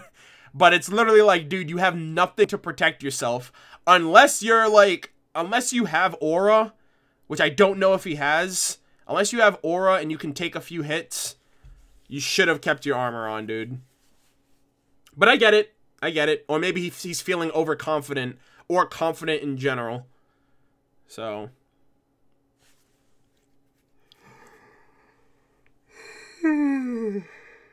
Excuse me. Sorry. Imagine all of the fight potential, like it switches around. Oh, imagine all of the potential fighting. Yeah, I mean, they have two factors. Like, we could get a fight scene in Raven's Bandit Camp, or we can get a fight scene here. We can get some more training sessions at with Team Ranger and company. So, I don't know. I just feel like the belladonnas, they're on the chopping block. It's set up and said that they are to die, but obviously a few holes in that plan regarding Blake still being around, Sun still being around, so they could very much be the quote-unquote monkey wrench, no pun intended, in the plans again. But it seems like it's coming down to the wire. Like, this fight's going down. You have Ilya and Yuma who are on their way. You have Sun and Blake who are on their way as well. And it's going to be a matter of buying time for them to kill the belladonnas, holding off Blake and all of them. Hopefully Blake just pulls a freaking Kagebushi no Jutsu and just summons like 1,000 copies of herself and just rushes into her house. One can hope. But yeah, ultimately, that's the chapter, and that's pretty much where we are right now. It sucks, because it's like a lot is riding on these next few chapters. A lot is riding really on the next chapter, mainly the outcome. It's either going to be a great moment, it's going to be awesome fighting, whatever is given, or everyone's going to be fucking depressed that characters that we like are dead, right? It's going to be basically volume 3 in the middle of the volume. So we have to go through it for the entirety of the volume versus, that being the thing that leaves us off for the season. Plot armor is the most important in a movie, show, or anime. If you don't have it, you're fucked. I guess, but I mean, they can, it's not necessarily like, oh, you're not meaningful to the plot anymore. You can still, you're guaranteed to die. It's just like, it's 50-50. It's like, you can go or you can stay. You can die or you can still stick around. It's pretty much on how they want the aftermath of that to work out. If death occurs, like, at this point, Gira doesn't have to die to rally forces. All they can say is like, hey, assassination attempt was put on my head. The White Fang is trying to silence us. Clearly, they don't view us, clearly they're lying about whatever. Just the White Fang acting upon how they're going about business right now in Menagerie is enough for people there to be like, okay, we're on your side. I don't necessarily think it has to get to the point of death at this point, unless that death is achieved.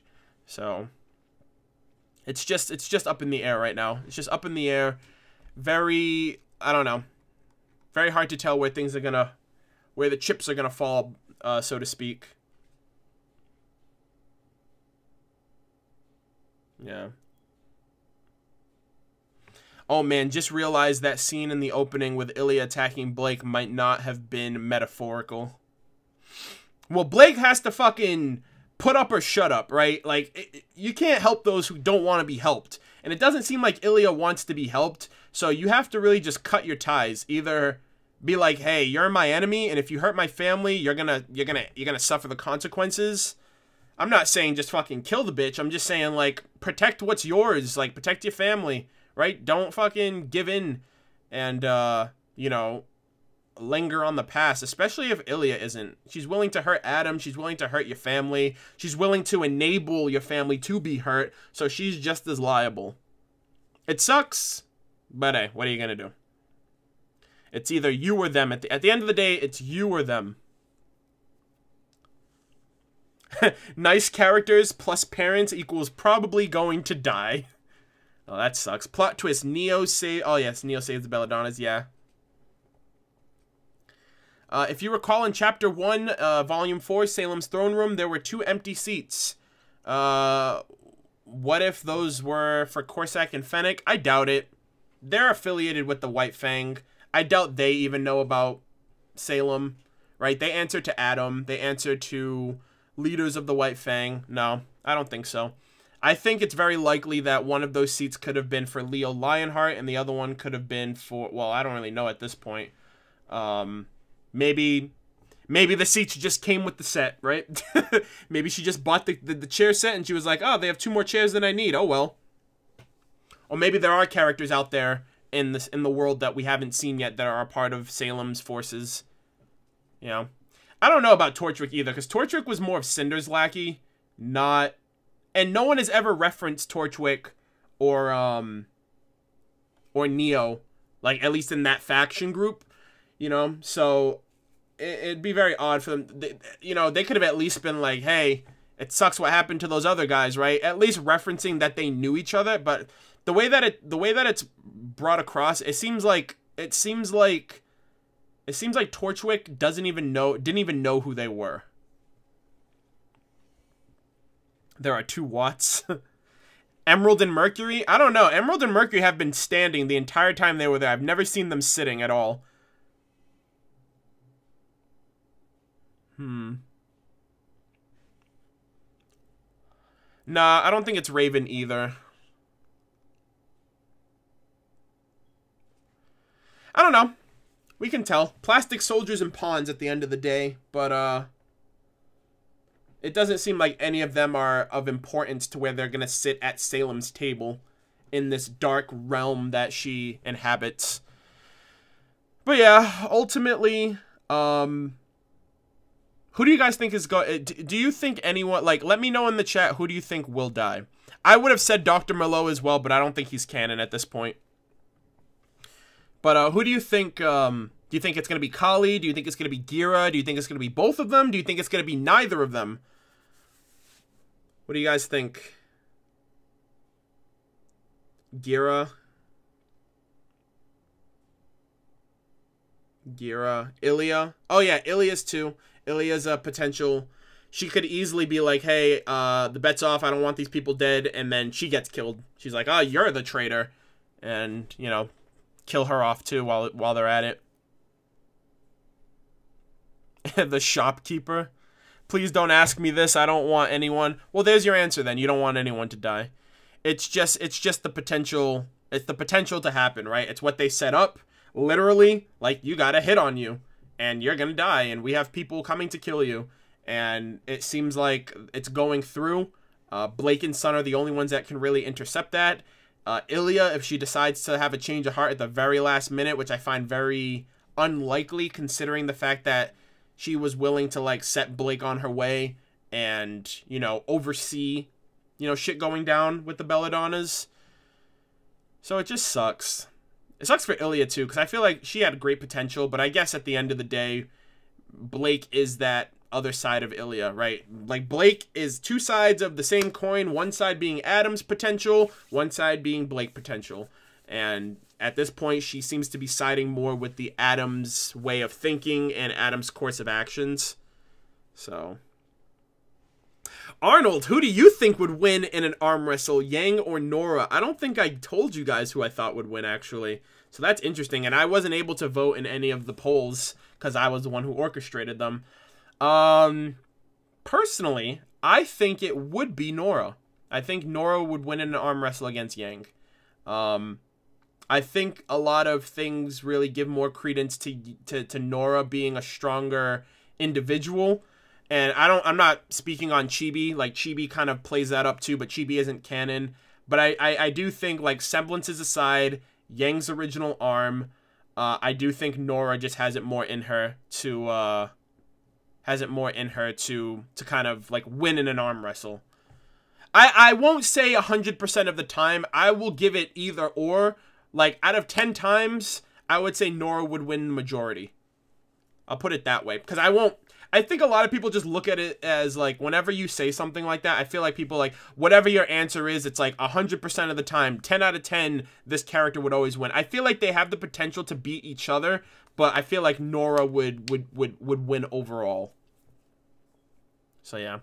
Who did win? Is the poll over or almost done? I gave the poll results at the beginning of the stream. For those of you who weren't here for that, I'll just show you guys. So on Twitter, it was 50-50 with 1,700 votes so far. So 50% Yang, 50% Nora. On YouTube, I did another poll. There were over 4,000 votes here. 44% Yang, 56% Nora. So Nora kind of won that one on Nora won that poll on YouTube, and then on Facebook, which was the most minute of the three, let's see, 38, 39, 44, 142 people voted for Yang, and 81 people voted for Nora. So yeah, those were the three polls that I did. Basically 50-50 no matter what, because Nora won one, Yang won another, but then Twitter was the middle ground. So yeah, that was so yeah, Nora's just like a fucking powerhouse. But yeah, I hope you guys enjoyed this discussion. It seems like it went by very fast. 3.5 hour discussion at this point. I feel like it was just more of a lot of reflecting on, like, our characters' internal development and, you know, talking about Weiss's development and Yang's growth so far, and, you know, our expectations of the fight next week, hopefully. You know, reminiscing on Team RWBY, or 3/4 of Team RWBY being back together, and all of that jazz. But yeah, I hope you guys enjoyed the discussion. Thank you guys, of course, for joining, as you guys always do, very supportive of that. I will try to be on time next week, actually on Tuesday. These usually are supposed to come out on Tuesday. For the past couple of weeks, I've been trickling on the Wednesdays that they come out. So hopefully next week we'll be back on track with Tuesdays. My reaction, of course, will be out this weekend for Chapter 8. What else? Chapter 9 comes out for first members this weekend as well. So we have a lot to look forward to. Another week, another discussion. Thank you guys. I appreciate the support. I hope you guys enjoy the rest of your week, of course. If you guys have work and school tomorrow, take it easy. Stay warm, especially, because a lot of you guys at the beginning of the stream were saying how we're talking basically about how cold it is, and, you know, complaining about the weather change and stuff like that. So try to stay warm more than anything. Work harder, not smarter, as well. I'm going to be working a little bit on my reviews over the next couple of days. I'm falling behind on the TLDRs because they are a massive undertaking. I haven't been able to play any video games since RWBY has started, unfortunately. Like, I've played a little bit of Mario Odyssey and Breath of the Wild, but in terms of streaming, I'm not streaming as much as I wish I could. But it's all hard work that's going towards the channel and going towards more content for everyone. And I know a lot of you guys love the reviews, and I'm so glad you guys like them. I'm working on Chapter 5s tomorrow and Friday, so hopefully you guys will enjoy them overall. If you guys haven't seen them, be sure to check out my channel, check out my TLDR reviews for Chapter 5. I think you guys will really, really, really like them. I put the most work into those than anything else that I do. Leave feedback if you haven't seen them yet. And I'm going to be heading out for the night. I'm going to have like a late dinner, probably watch a stream or something like that, catch up with people, maybe play a little bit of Breath of the Wild on my own. But yeah, so I hope you guys enjoy. I hope you guys look forward to my reaction this weekend. Fingers crossed that the Belladonnas don't die, and if at the very least, it's a very close call. But if death is brought upon us, I don't know how I'm gonna react to that. I don't know.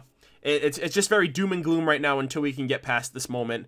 But looking forward to the fight. Looking forward to, you know, anything else that we get, whether it's Raven's Tribe, you know, Menagerie, Team Ranger and Company, all that stuff. But you guys all have a good night. Thank you guys for joining. I'll look forward to seeing you guys next week. And you guys have a nice, you guys enjoy the rest of your evening. Take care.